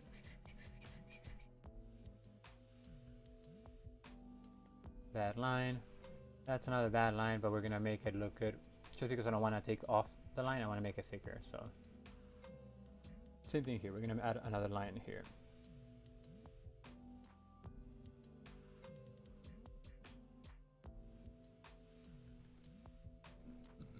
Excuse me. There you go. Also, YouTube streaming in general is a lot more laggy than Twitch streaming. So like, you guys are like at least 10-15 seconds behind real time. So if I do kind of lose track of what we're saying, just help me remember, just reiterate it. Because YouTube is definitely more laggy, well, more delayed, not laggy, but more delayed than Twitch would be. Twitch is pretty immediate per se. My first commission was a logo design for some sorts, mainly used for a collab project. It's kind of like a sub logo from the main logo that's uploaded already. Oh, nice. That's pretty dope. Dopenesses, kind of like darknesses, but dope. Yeah. What do I have to remove? I have to remove him, like here. Is that like is that the legal move that I have to go after? Undo that, please. Thank you. All right. Yeah. See, there's a little tidbits that I'm like, that's not supposed to be that, and I have to go fix it. But maybe nobody would have noticed. But the level of polish that you put on your piece does show as a whole. You know, like the sum of all the little tweaks that you do make a difference in the overall piece. So you know, if something can be fixed and you think it has to be fixed, then fix it. Well, undo. The second one is someone's daughter as a mermaid with a shark and an anglerfish as a friend with a painted detailed background. Damn! Sounds fun, but geez. What a combination. A mermaid with an anglerfish. Anglerfish are ugly mofos.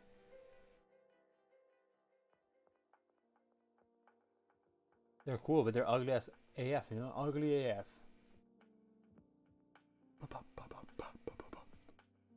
This right here. This line right here. Alright, so now let's pick up black again. Let's go back to the pen. Let's make it work properly, you know? There you go. Same thing here, but let's rotate this because otherwise it's going to be a wacky line regardless.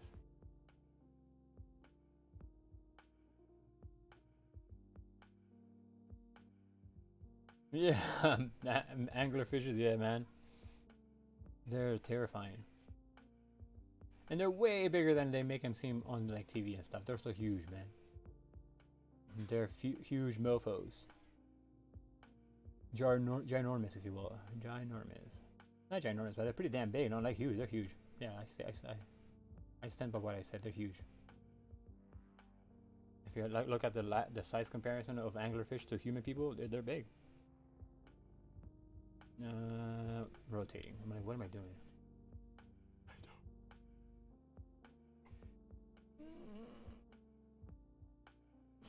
I had to give myself a massage in my neck because my neck was like, help me, help me. I'm like, what do you mean, help me? Help me. I'm like, oh, that's what it means.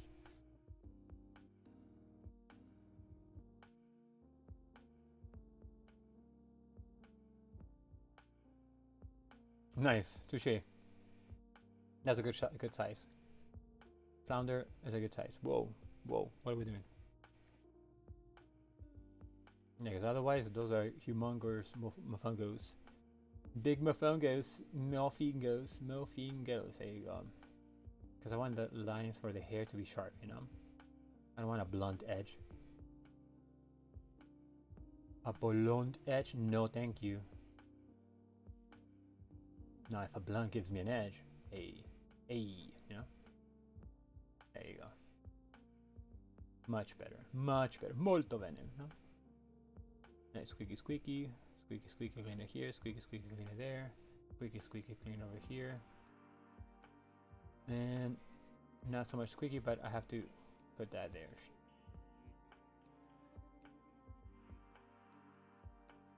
Yeah, see, it looks tighter, neater.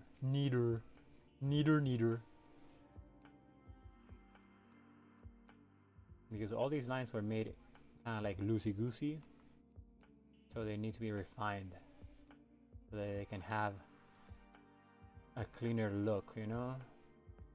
Like this, again, I don't like to have blunt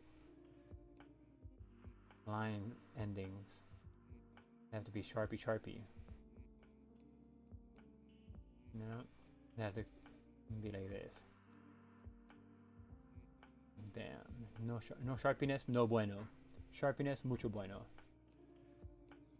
But let's...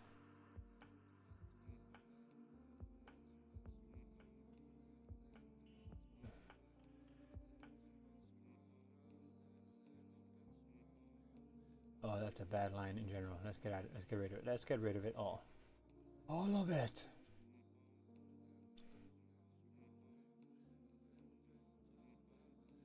That's still a weird combination. I was thinking about like the mermaid with a anglerfish. Like I would like to meet that person who asked for that. It's such a weird combination, man. Because mermaids are pretty, you know, like they're supposed to be pretty. Under the water. Like under the sea creatures. But anglerfish is like the complete opposite of pretty, you know?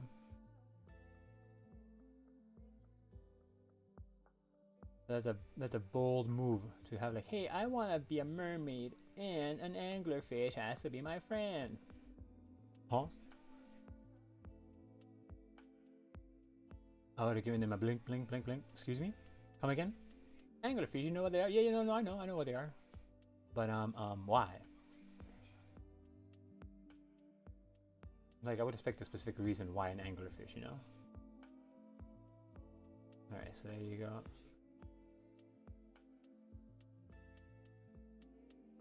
What is this over here? I ask.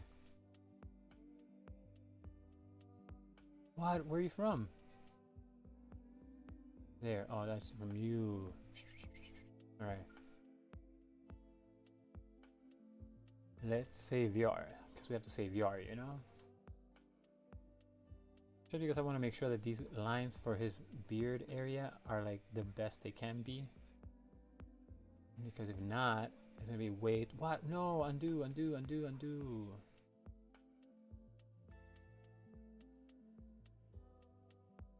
I thought I was doing erasing, but it's not erasing. It was me painting with a color.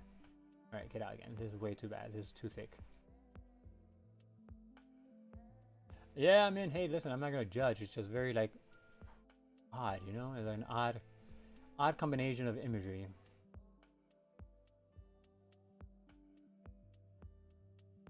I mean, that person's automatically way more interested in my head now than most people. Like, what? I want to meet that girl.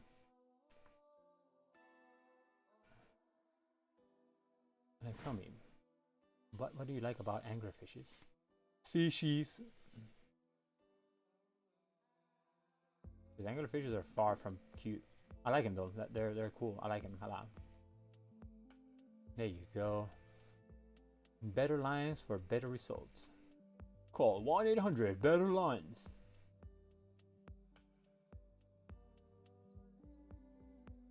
Yeah, it's so horrible there. Get out. Get out.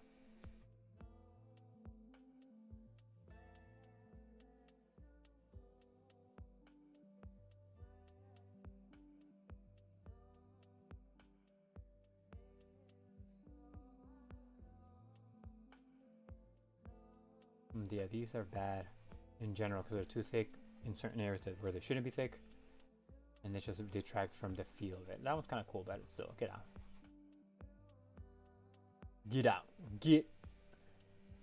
All right.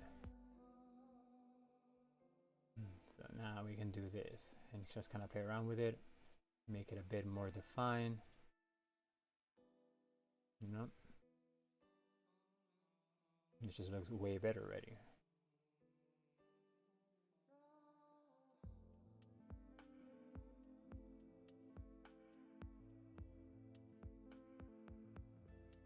Mid-dream.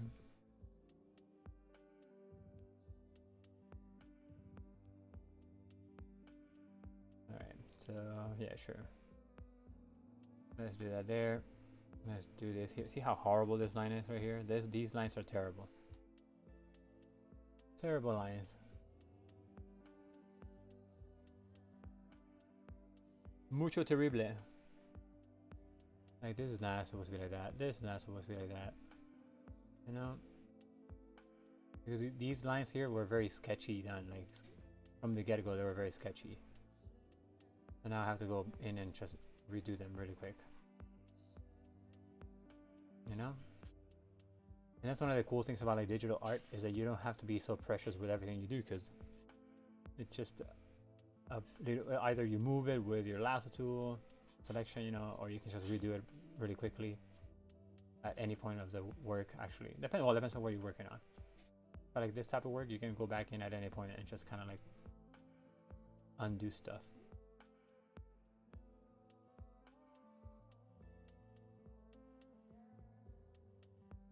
But, you know, you can't settle with your art. You have to make sure that you got what you want as an artist, you know, not like person that buys the art, because you buy the art and then you have to kind of respect the creative authority of the artist you're buying from, you know.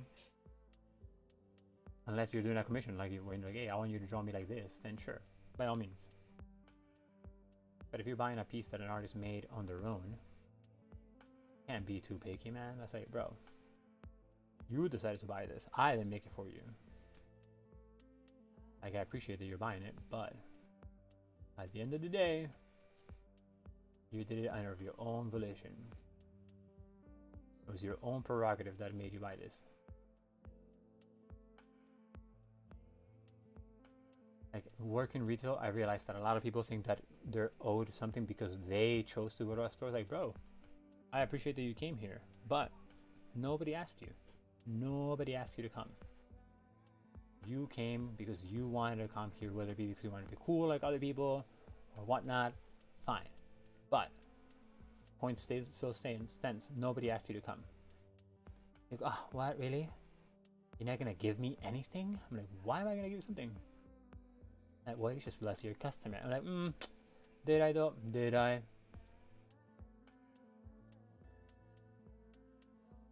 Nobody owes you anything, broskies.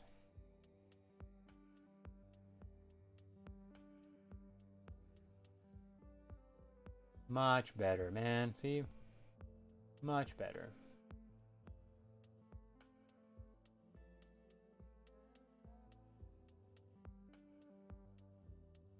Also this, let's redo this one.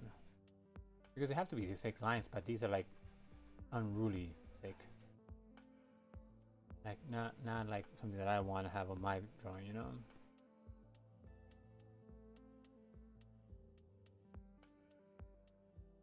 To each their own, man, for reals. For reals.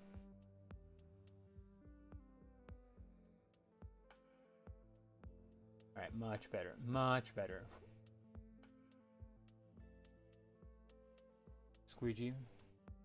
Whoa, where you go?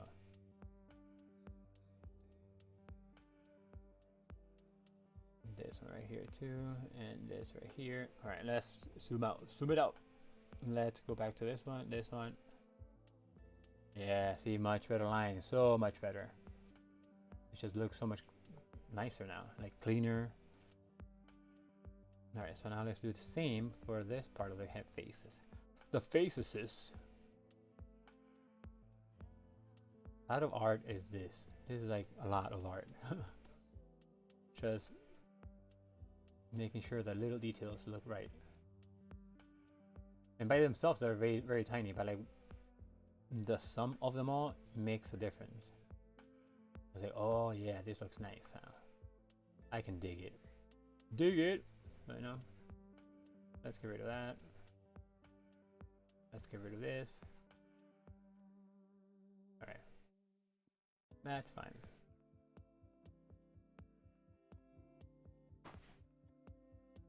Alright, so there you go.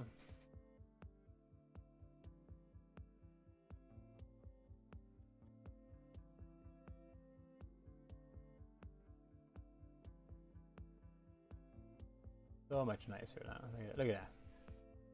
Beautiful. Whoa, whoa, whoa. There you go. And let's go back to this. We'll like maybe zoom in a little bit. Yeah, there you go. Foop. Same here.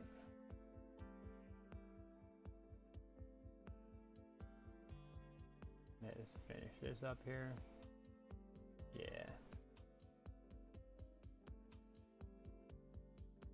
Alright.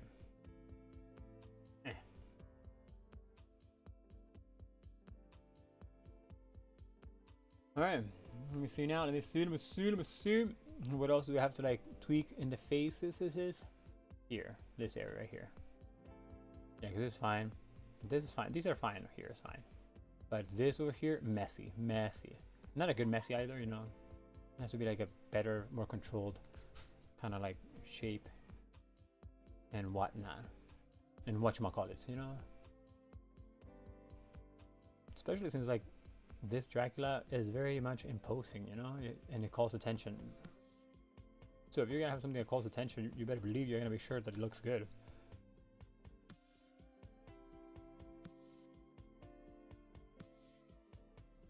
I mean, Nathan calls most attention, but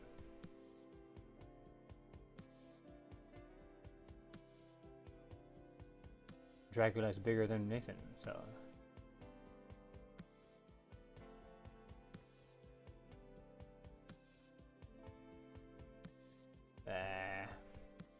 Burn it all. But what about this arm? I don't know what actually that word is, but that's what it sounded like when I was a kid, when I used to play, what's the name of the game? Siphon Filter. Well, before we forget, let's do this right here. Yeah. Now let's go back to line work. Let's save it up.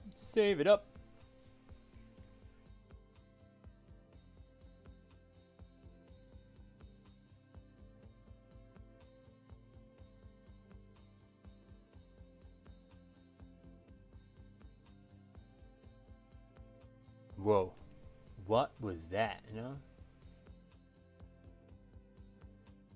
Get rid of this one and this one, because that's not what we want. And those are like weirdly odd shaped lines. All right, let's go back down here. Let's put this. Whoa. All right, let's do that. Let's fix this line. This line is terrible right now. I'm gonna let you know right now. This one over here, bad line. It was good to kind of like show us what we wanted to do, but not good enough to be the final line, no? Much better. Cleaner, smoother curve, you know? It's a pleasing pleasing line. Oh, because this is overlapping it. Yeah.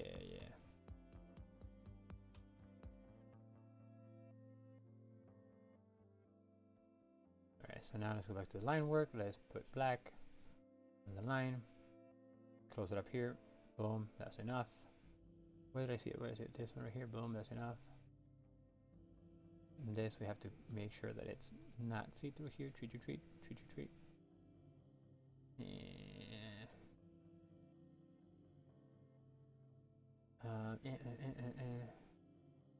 Well, you know, just click here. If you click here, it goes back to 100%. I mean, straight up. What is this? All right, hold on. Very Wesker of me, you know? What? This chunkiness? No bueno. No chunkiness here. We're like in an anti-chunky world. Not that chunkiness is bad in general, but right now, it's bad. There you go, much better. Much better line flow. Yeah, same here. Alright, so that's fine. Oof, chunks. No chunks for me, thanks. Especially this chunk right here, take it out. This chunk should not be here at all. There you go. All right, that's fine. That's fine. Whoa, undo. We need black.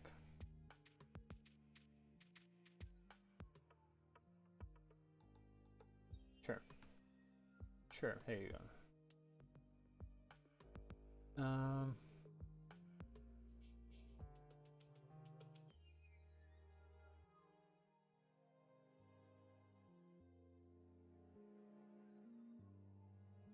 So again. Well, let's zoom out. It looks pretty dope. It looks pretty dope. See all those little lines? They're like sharper now. As a whole, it looks better. But wait, what is this? This is clutter right here. This looks cluttered, so it doesn't read well. So get out. Get it.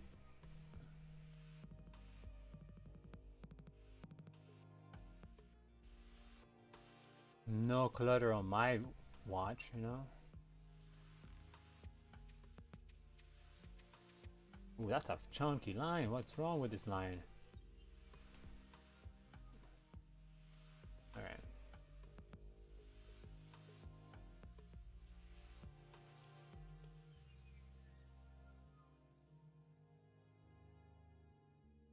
There you go. So now we're getting rid of this. Get rid of this. A little bit of here. A little bit of there. This. Let's put... Wait, hold on. Let's go back here. There, right here. And a bit right there. We're going to get rid of this over here. Add a bit more over here. Whoa, hey, I said add, not subtract. There you go. Again, get rid of this over here. Little lines. Go back to the hair layer. Excuse you. There you go.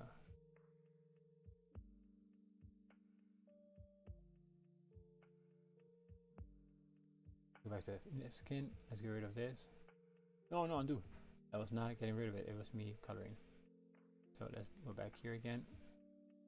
Coloring. Yes. And now, foop. Yeah, see, that's better. That's a nicer overall look to that line. Those lines is that they're not so clumped up together. So now here we have to make also a couple of changes. Well, a lot of changes.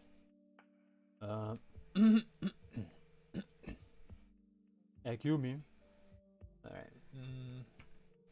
Let's excuse you, mouse. Thanks. Let's peruse through our references so we can make a proper neck piece for Dracul.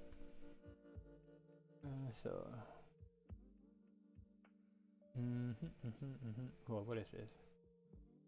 That's the widened hair. All right, so this one can be merged down. That's all of Camilla. That's fine.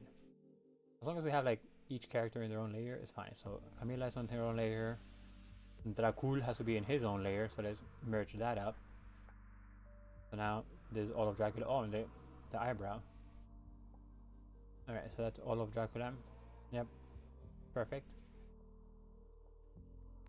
These are the sketches. So let's make a folder for the sketches. We need a group. Well, let me see if I can do this. Yes, I can. Floop. All right, so this is all gone. Well, let me turn them on. I like to turn them on first and then hide everything. Oh, there's the thumbnails. That's fine. So now we have a neater, tighter file. You know, nicer here to know design work. Let's call it Camilla, so we know that that's Camilla.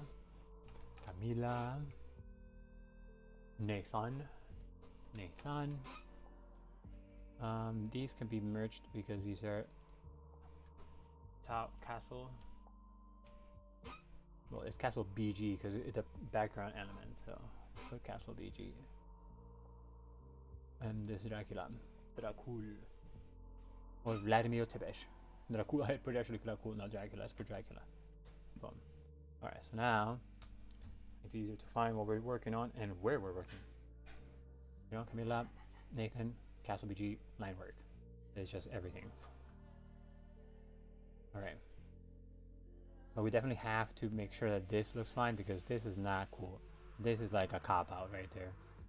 That was not how it should have been. Whoa, what do you mean bucket? All right, let's not erase all of it. Let's just kind of like edit what we have. Otherwise, I'm gonna lose my place. So first of all, let's get rid of that. Second of all, let's go back here. And all right, Camila, I'm sorry. No, we're gonna make another layer, and then we'll flatten it afterwards, because I'm gonna make some markings that are gonna go all over Camila, and I don't want to ruin Camila. Because my women don't actually look that good all the time, you know? I mean, she looks okay. But most of the time, my women look quite hideous, if you will. And she's too pretty for that, so. And this one should be over here, and then this way like that. Because this tip is here. This is way too low, you know? So that's why I have to get rid of that. And we're gonna get rid of it now. See, there you go. So now it looks more aligned with this one over here. I mean, we could probably lower this one, right? But again, this one was kind of low there by itself. But let's try it, shall we? Shall we? Oh, we're like straight up on line work. Whoa. Bold move of me, you know? Bold move. Bold move. Hey, can you like do things? There you go. So we can kind of get a better progression from this line to the curve. So I do want to have a bigger there. Sure.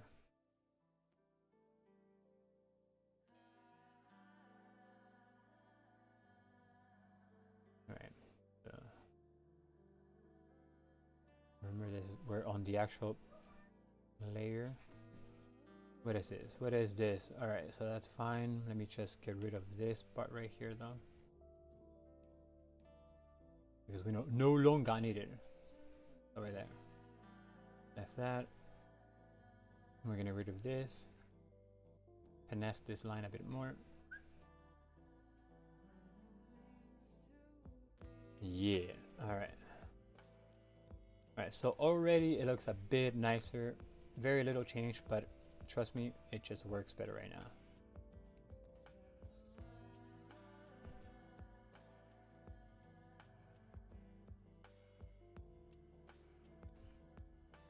All right, so we're working on the line work layer proper there.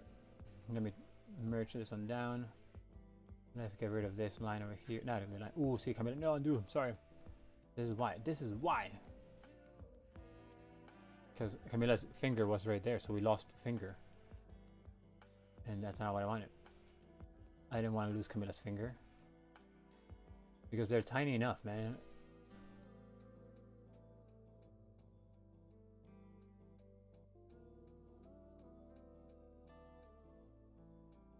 Alright. This is going to be a challenge. This right here.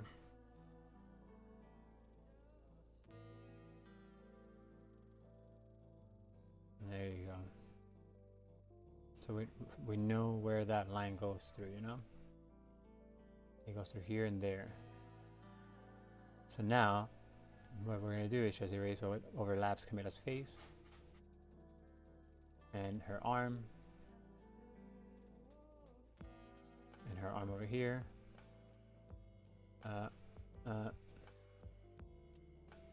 now it's a continuous line, but we don't lose any details from Camila. But had I not gone through it, then the line kind of like jumps. But we don't want that. We don't want jumpy lines. We need continuous lines all around.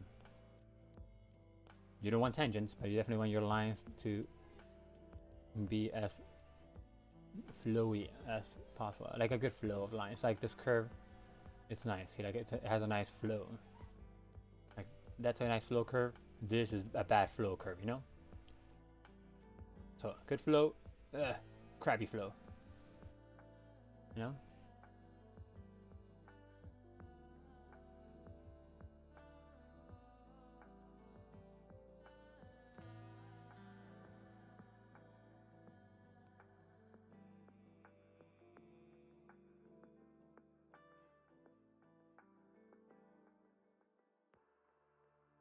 That's why I always recommend to draw through your lines.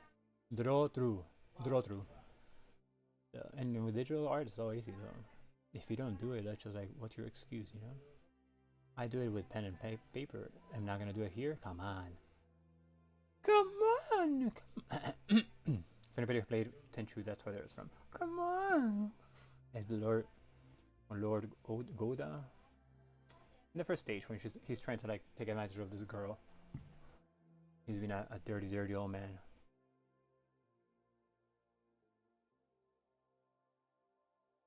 Lord Goda, yeah, something like that. Goda or why not? Which I find it very fitting because he's very chubby. So Goda is kind of gordo. That's chubby or fat for in Spanish.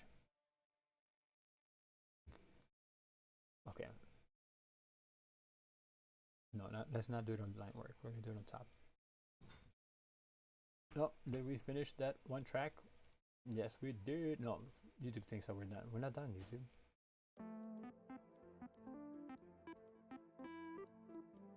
YouTube be tripping sometimes, you know? Bro. Oh, man. Okay. You didn't want to show me the chat window. The chat. Chat. Whoa.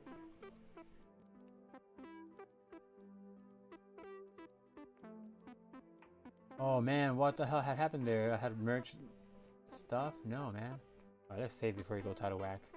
I'm actually going to do another save, like a second version, because this is way too, like, far along for me to mess it up, you know? So let's put V2. Pretty good, man. Pretty good. Thanks. So, you know, let's put Mid-Dream, and again, let's just give him a land, because Mid-Dream, dope musician, man. But, like, if you hear like little how we doing or whatever not, it's because most, if not all, these tracks are made live on Twitch. Like, he just jams out and makes some spectacular music, man. But that's his YouTube link. Let me give you his Twitchy link.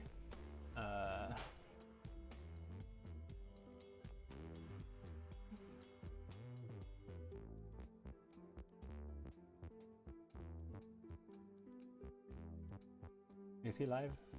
No, he's not live. Good, because you know, if he were live, I would be hanging out there. So, what up, Franklin? Welcome. Thanks for coming by, man. How are you? I'm coloring. Finally got to color this because in live, because I was not live when I thought I was live. So we're doing like a horror style poster for Castlevania Circle of the Moon. And I'm currently fixing Dracula's chest area. How are you, Franklin? Welcome, welcome. Thanks for coming by. I'm glad you're here. How is it going? All right, so let's go back to All right, let's formulate where we're gonna put this thing, because Dracula has a pendant. Let me see if I can find a better picture of Dracula's pendant. Castlevania Dracula pendant.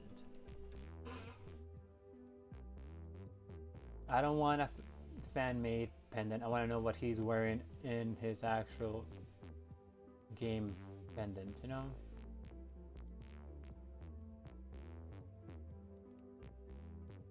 It's just a red pendant. Alright, fair enough.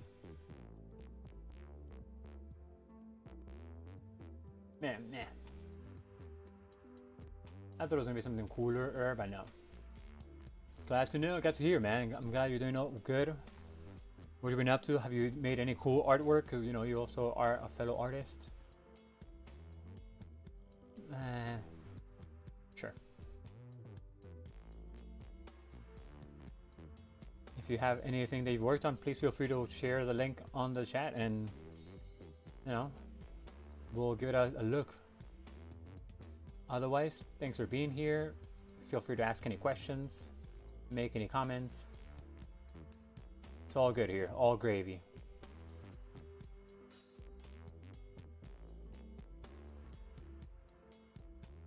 Yeah, yeah.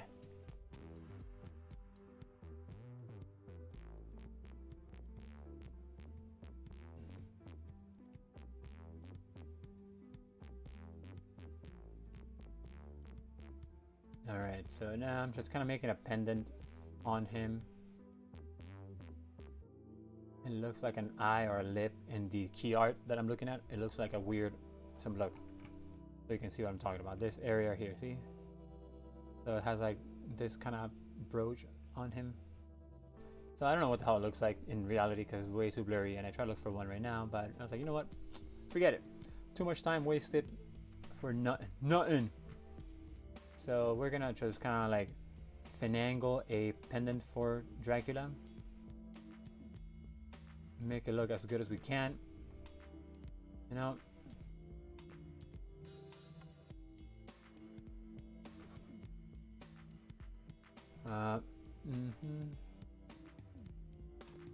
You just get rid of this, get rid of that.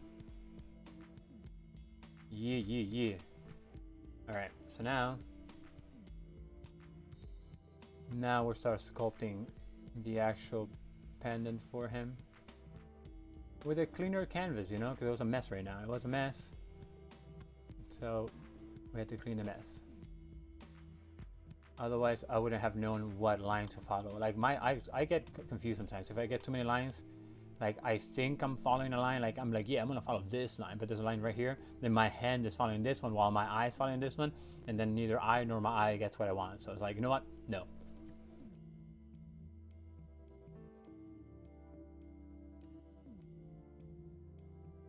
So that's why it's better to have a clean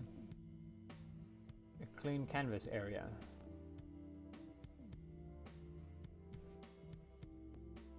It's a straight up profile shot, so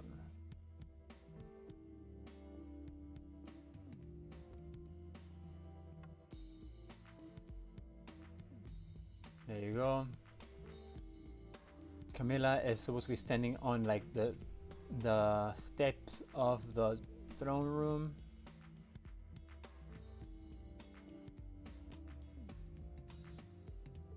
We're just gonna give her like some lines here to work with,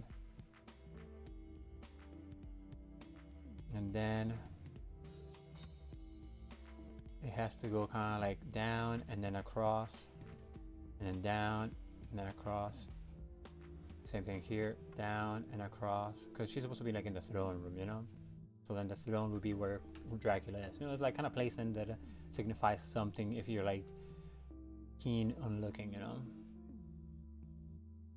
Most of the time, it's just they're just the details that I put in for me.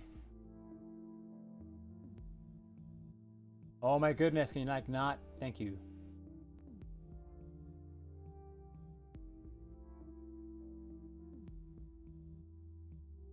Oh my goodness!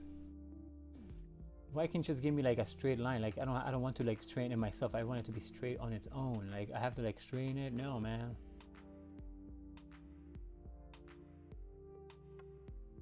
There you go. Woo! That took a while. Alright, so there you go. But how you been, man? What you been up to? What has been your poison lately?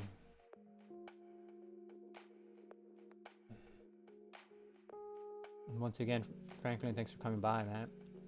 I appreciate you. I appreciate you being here. And anybody else that's here, you know, thanks for being here. Thanks for being here. Thanks for coming and hang out here. And for those that are going to watch this later on, wow, thanks for watching. But damn, I hate this.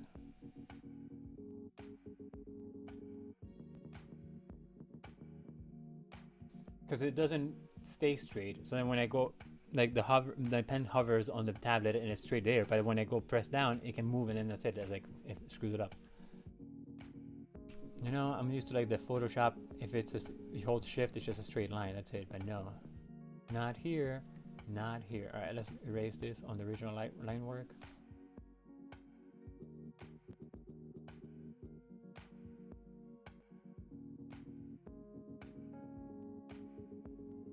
Yeah. All right, so that's clean. That's Colleen. Let me turn this around. Yep, that's fine. Not too much though. Let me put that here. Move it over here. Let's get the pen again. Yeah, no, I did. That's literally it. Like, hold shift. It just gives you this line. But then in order for it to be a straight line, you have to hold it straight. It doesn't straighten it out by yourself. So like, see, that's straight. But then if I move down to press the button, it's kind of like, it just messes it up. I don't know. I don't know. I mean, it does have a line here. Like, let's see if this one holds it straight. Yeah, so the line, it makes it straight, I guess. But that's kind of dumb. Because, like, what's my brush size? 5. The line size, 35. Diablo. 5. So that's kind of like what it is now, yeah. Alright, so now, no, it's fine. We found it. We found it. So there's a line tool. You know what? Let's do it again. No, let's not delete it. Let's just keep it there. Let's use the line tool. Let's tap here. Oh my goodness. Oh wow. Yeah, there you go. Nope. Nope. Yes. Yes. Alright, so now what we're gonna do is just kind of like erase most of it on both ends. What? I did that on the... Oh no, I didn't do it. There you go. Wow.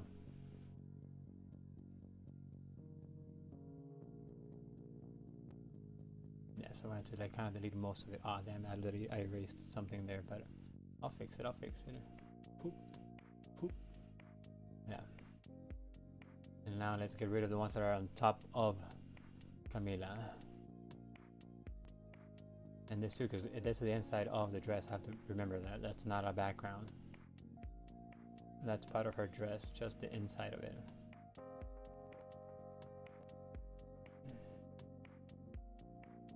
There you go.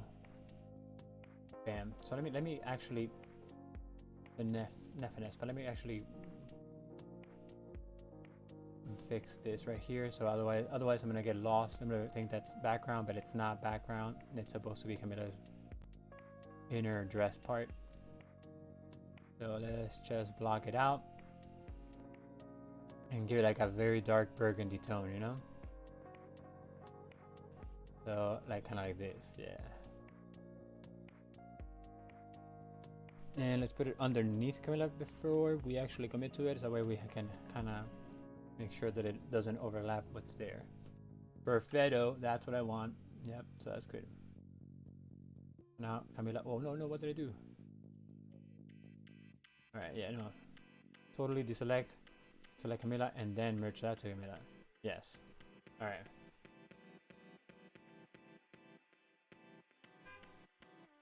Alright, so that's better.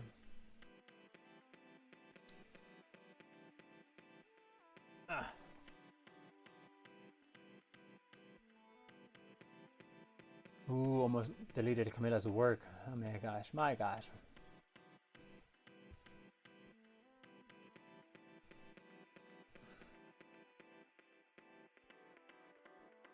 Sure. That's fine, because the way we can delete this. Oh no, dude. I want to work here. Yeah. I mean, we have to clean these lines anyway, because they're way too, like, wild.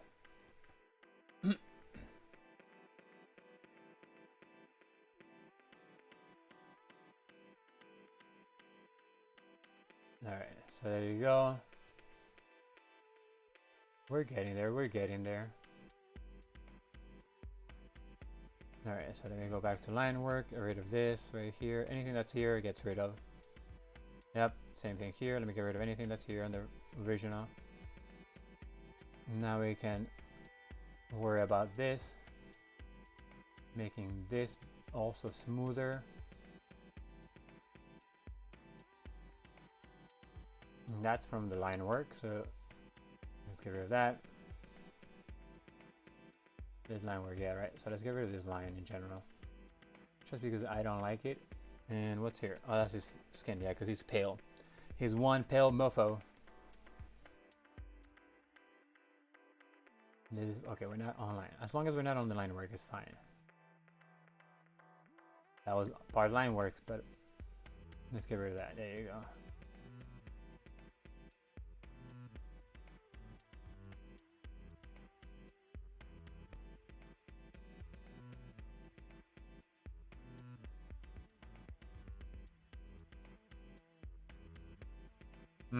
Damn tangent right there. Always avoid tangents.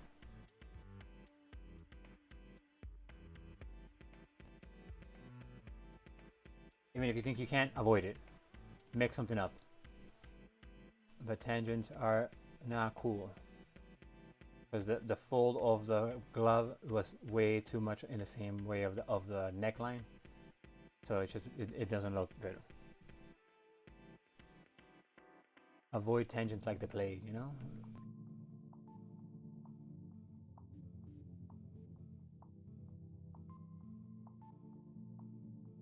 Alright, so we're getting there slowly but surely.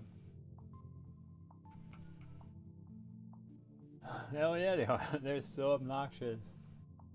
And I hate when I don't notice them until like way too late. I'm like, what? No! Like I didn't notice them. I was like, you know, like there's one element that I drew, and then I keep on drawing, and then when I'm drawing the second element that's next to the other one, and I throw my line, and it ends up being right there. I'm like, ah, mother. Screw you, lines! And then I just lose it, you know? At least that one was a small tangent, so it wasn't that bad.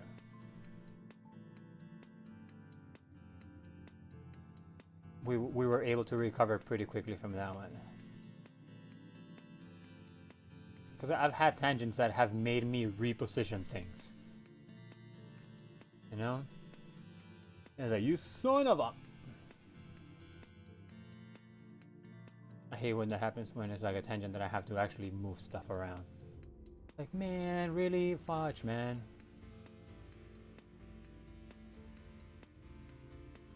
But, you know, we live and learn.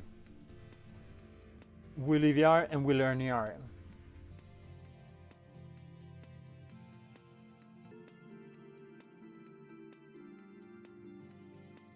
It's like, you beep, beep, beep, beep, beep, beep, and just a bunch of like curse words at tangents.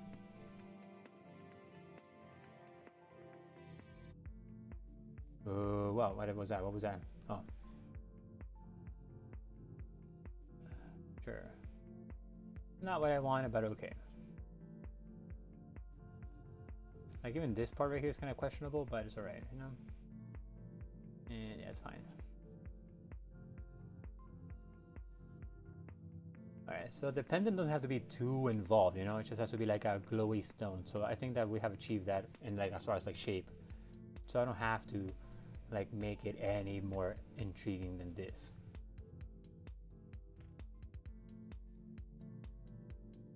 Oh, that's the worst, yeah.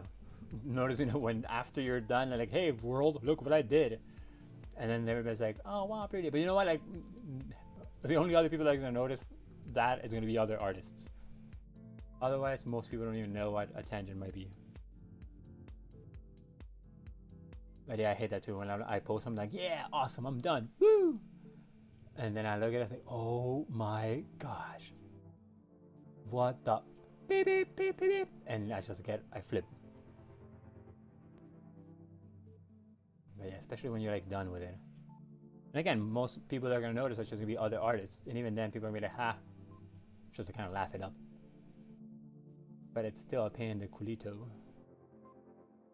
A pain in the culito. To have to deal with tangents?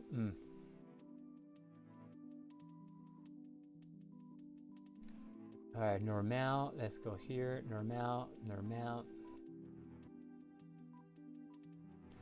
Normal. There you go. Squeaky, squeaky. Is this? No. So then let's go back here.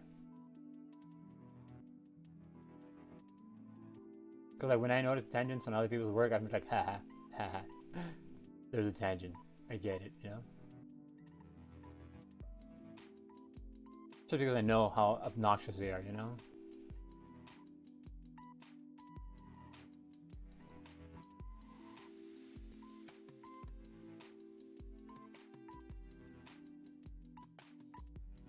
Yup, yup, yup. Alright. So I like that because now it looks like she's kind of like on a stepping place, you know? This line though has to be moved up because her foot would be over here. Well, hold on. Undo. Undo. So her foot is here. So there's like, damn it. So like the line, oh my god. This line goes like this. So then her foot is over here. So it's kind of like not aligned up properly. So that's why we're going to have to move that up a little bit. Just a wee bit.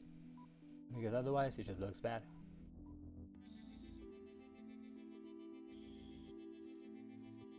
So let's move it on up.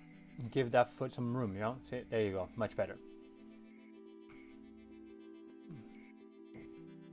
There's times where I crawl, like I can draw like a beautiful fold and on clothing, but then realize I have to save. I can't save it because of the fucking tangent. Yeah, man. Yeah, I'm telling you, I hate it when the tangent makes you have to rearrange stuff. It's like, oh, why?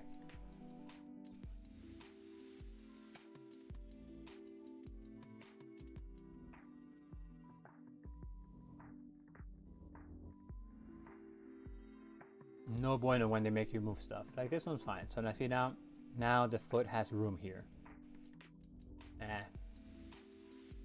See, like foot should be there somewhere because like her leg is here, you know. So then the foot is over here. So now there's some room for that foot to be on. Before it was just like too much on her. So yeah. Like when you draw, you have to be mindful of all these little like details of how like things would work in real life, how like something falls, the weight of stuff. Because sometimes when something is a little too wrong, it takes away from the visual because now your brain, sometimes like the person that's looking at stuff doesn't even know what's wrong with it, but it's just something, there's something off. You're like kind of, I don't know, there's something not cool about this drawing, and it's because there's something that doesn't follow the laws of like reality, or and sometimes with the tangent, like it just kind of like throws people off. Like I don't know, I can't pinpoint what, but I know something that's there that doesn't jive with me. And you're completely right. But whoa, I didn't mean to do that. Like weight of stuff definitely needed to be proper. Like this cloth has weight. That's why it behaves a certain way, you know. Then when it looks kind of weird, sometimes you can get away with like making like half-ass fold here and there. But in general, if it's too off, people are not gonna notice exactly what's off. Like they can't. Not everybody's gonna be like, "Ha, this is why it looks weird." But everybody's gonna notice that something's weird. And you're like, "Yeah, I know. I can tell you why it's weird." You know.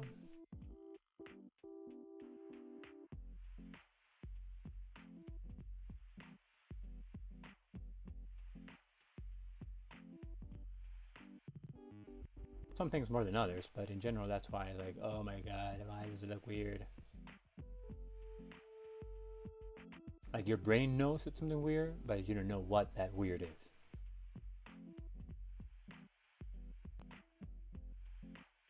That's why you have to account. See, like here, I have to account for the space of the dress, which is like that. You know, like a little ellipsis.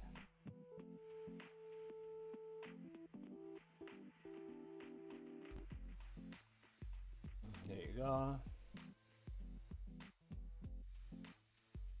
Let's get rid of this so we can see Camilla's finger.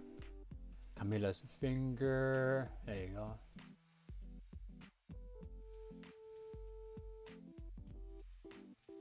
Camilla, what with your... Here, see? Blip. There you go. Alright, so now let's go back here.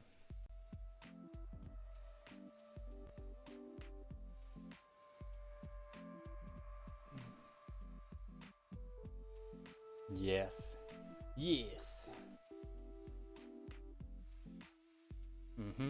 Alright, so now that that's done, now that we found love, what are we gonna do? What are we gonna do with this?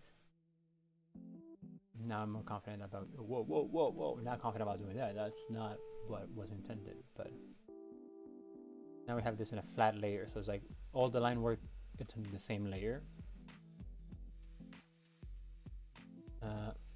Yep.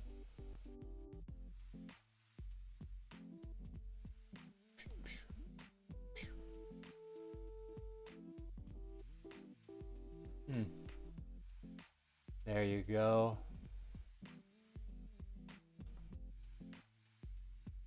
It's just like little things like that sometimes. So they're like, oh. So technically the finger and this is a tangent, but they're separated enough so I'm not going to bother with it. But see. But I don't care. I don't care. All right. So this looks nice now. So let's go back to Dracula. Dracul. So this is gonna be a gold pendant of sorts, right? And his shirt is gonna be also kind of like whitish, right? But we have to make it so that they're different enough that Camilla and the pendant, because the pendant is a red pendant, but we have to make sure that Camilla can stand out on its own. So now let's go some yellow for like a goldish tone. And gold tone is not necessarily too yellow, it's like an orangey kind of tone, you know? So, whoop, yeah, kind of like that. I may desaturate it a bit more, so maybe a little bit lighter. Yeah, I think that's good. I think that's good. For sure, yeah.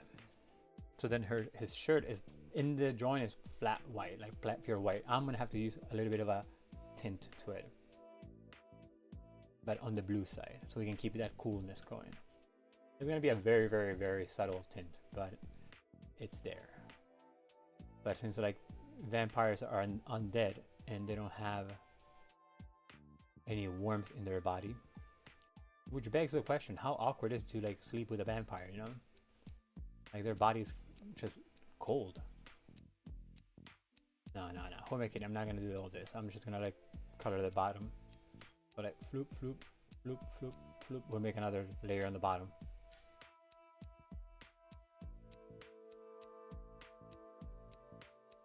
Yeah, so we can go over here, here. Now this is gonna be interesting. All right, well, whatever. We're gonna let it be for now. We're just gonna go like this, because I think that shadows is gonna be what saves us in this regard. Let's put that down.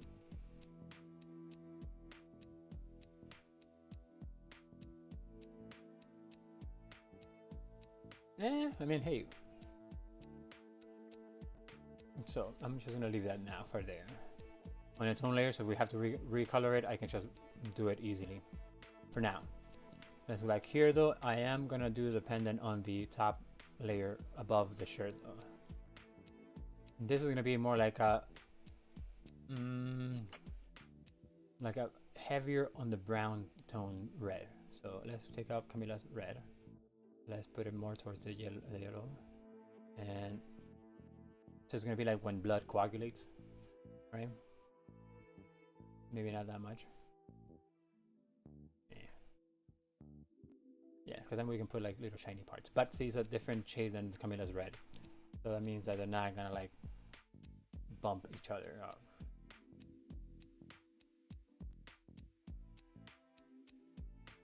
And then there's gonna be a lot of shadows going on here, shading. So the shading, I think, is gonna be like the one deciding factor between everything. And Camilla's, damn it, Camilla, why do you have to be wearing red? That's her outfit, you know. That's her outfit. So Camilla. No, for this we're gonna do another layer underneath all of it, so I can just have this. All right, so hold up, there it is. Oh my, so that we don't play. Hey.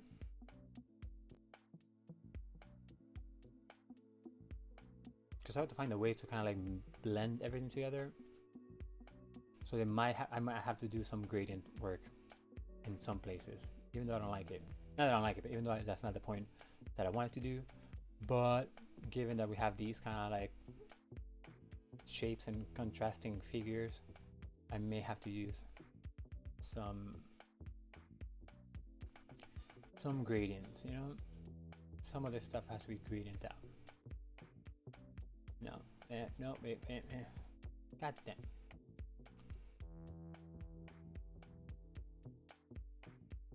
Alright, fine, I'm gonna do it a bit lower than that, but let's just continue with this. No, a little bit lower.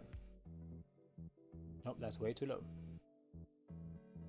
How low? Can we go? That's a little too low, because the point is that I'm gonna have to move this selection a little down, just because it's kind of overlapping there too much. So there you go. And this is gonna be the same tone as the one on top, but then here and here we're gonna have to put a darker shade of that. So it's kind of like, you know, like steps. And then we're gonna have to put another shade of like a murky, desaturated red, because, you know, it's a carpet, or the throne room, and the throne room has a red carpet. So we're gonna have to play around with that, like maybe like a dirty pink, maybe, or like a dirty desaturated fuchsia, something like that. I don't know, we'll play. So let's deselect this. And I just know that this color is way too close to the shirt, so I'm gonna have to like, well, the shirt has to be added with the highlights and stuff like that, so maybe we'll leave it like that for now. Whatever, yeah, whatever.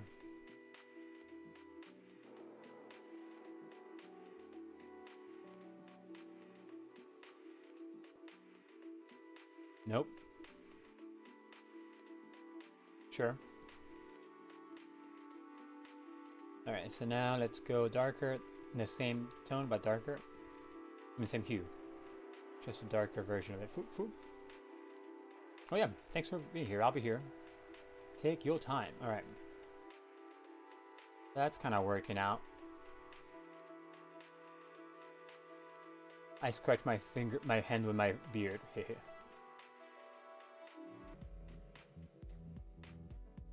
Alright, so now...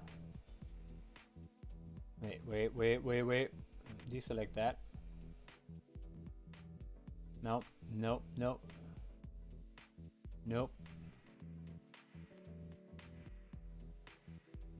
Yes.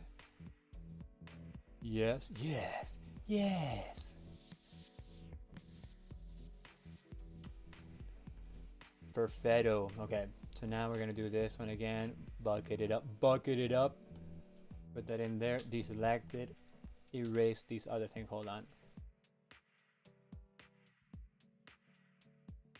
But anything past the rope, the whip, not the rope, the whippity whip is gonna be deleted. So it's like self-contained inside that shape. See? Boop.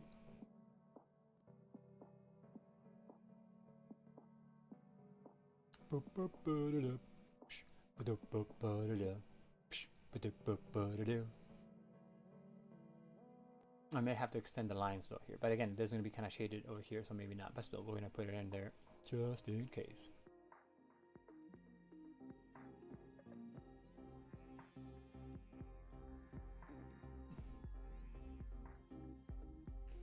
Alright, so let's go again.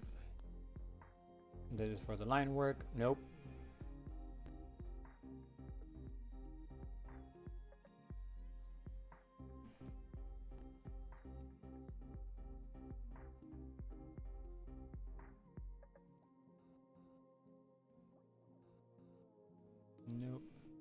Nope.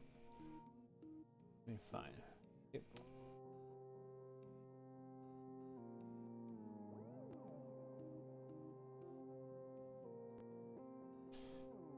Okay, I'm losing the line. Using the line. I feel like that line is so like no. I don't need anti-aliasing on that line, man. That's a little too big. So 4.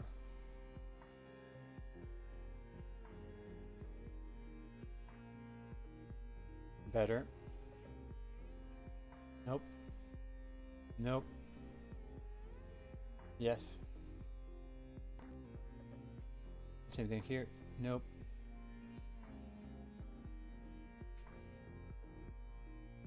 I actually gotta go. I'm gonna shower and head out to pick up Edith up. Have a good rest of the day. Thanks, man. Thanks for being here. Say hi to Edith. Thanks for coming out and hanging out with me. I appreciate it very, very much. But yeah, thanks for being here, man. I'm gonna keep going for a little bit longer, and then we're gonna call it a day because I think that all of these flats are working pretty good, and that was my like point for today, to do the flat colors, and then we'll do the shading on the next stream, which is gonna be Wednesday. So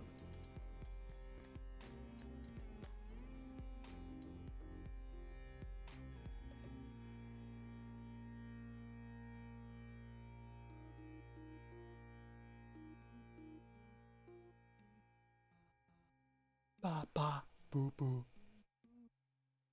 Thank you. I'm glad you like it. So if you want to come back, let's say, like I said, I'm gonna be here on Wednesday. Wednesday. So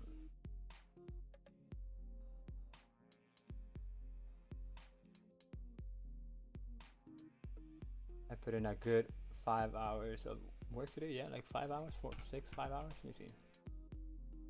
Survey says, yeah, about 5 hours, more or less. But and again, I'm gonna finish. Well, that's my chat, you know, my text messaging stuff.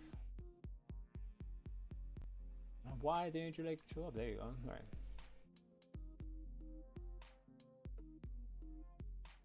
Yeah, there's a lot of progress right now. A lot of progressivo.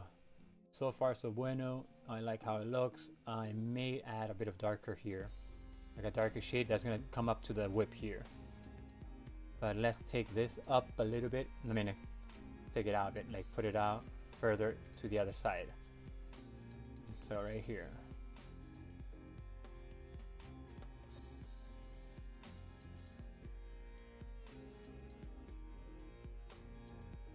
Yeah, so then here and here we're gonna put a darker purple than this. So like this purple, let me see. Yeah, that's kind of like okay.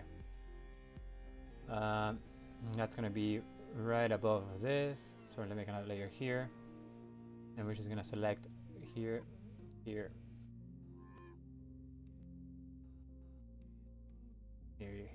here, and then we're gonna fill it in.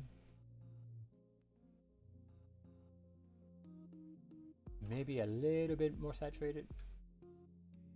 No, not as saturated, but darker. So now let's deselect this. Yeah. So then your eye moves upward. I mean, not that it wouldn't have, but it just kind of like works better that way. And I like this separation. So it's kind of like the reality. This whip is kind of like giving you like a glimpse at another area. Yeah, and it kind of, I don't know, it just makes it look better. It balances it out. Yeah, let me see what else we can do.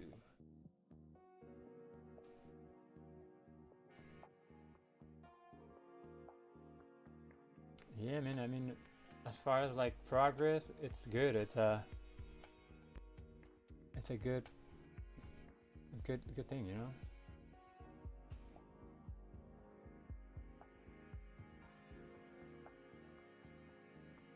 One thing we're gonna do though, in the line work, I'm gonna shrink his mouth a bit.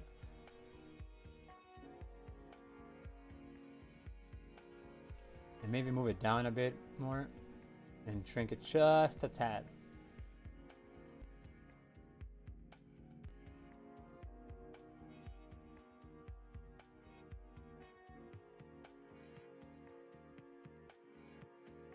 Yeah. No. No. Maybe just move it, don't shrink.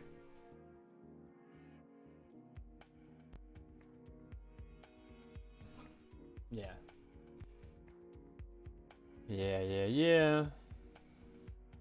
Alright, let's do the carpet so we can make it look nice. What is this? That's that. What is this? That's that. Okay, so let's work on the carpet just so we can make it look pretty.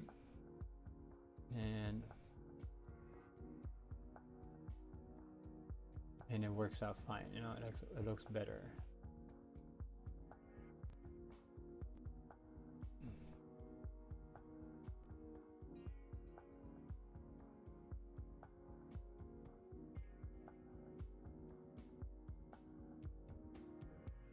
Sure. So now We might use a more desaturated version of this in a lighter shade, desaturate it, and then pop it in there.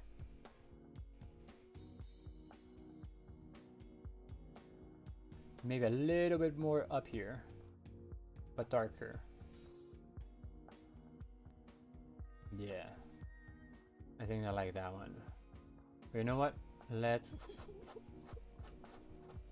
make another layer for this, just because I want to make sure that what I am doing, it's actually what I want. And then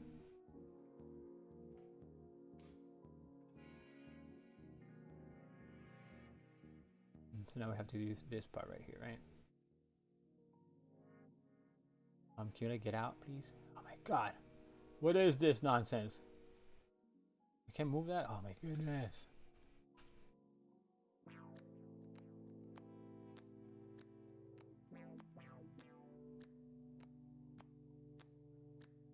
Nope.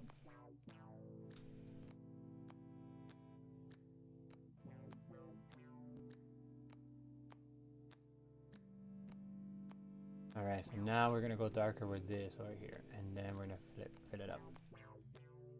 Yeah. Ah, perfectos. Yeah, look at that, look at that. Camila looks like it's in 3D space now. Yes. Yeah, I definitely like this. I like this part.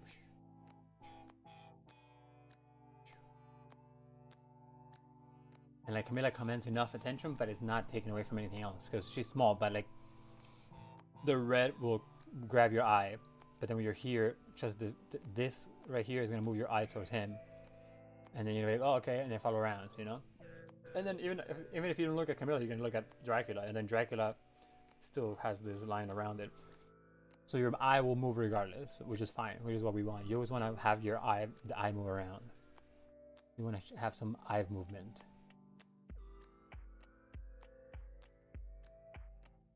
Yeah, I think it's a good progress. The Progressivo today was great. I like it very much. I like how it's looking. It looks a lot better than I thought. I mean, like, whew, tons better. So I'll finish it on Wednesday. I'll be here this time. I'll definitely be here at 11 a.m. because today I just kind of messed up. I didn't hit live. Go live on Twitch. I'm doing YouTube. And yeah, so then we will come back next Wednesday. So Wednesday at 11 a.m. Eastern time, 4 p.m. GMT time, and we shall continue on Let's Continue. So thanks for everybody for being here. If you want to also follow me on Twitch, it's the same name, Vorendor on Twitch. Other than that, just subscribe to my channel here on YouTube, and you'll see my next stream on Wednesday at 11. Franklin, if you're still there, thanks for coming by. Anybody else that's still here, thanks for watching. And for those that watched the video recording, thanks so much for watching, and I'll see you all next time. Adios, amigos. Well, let me go back to here.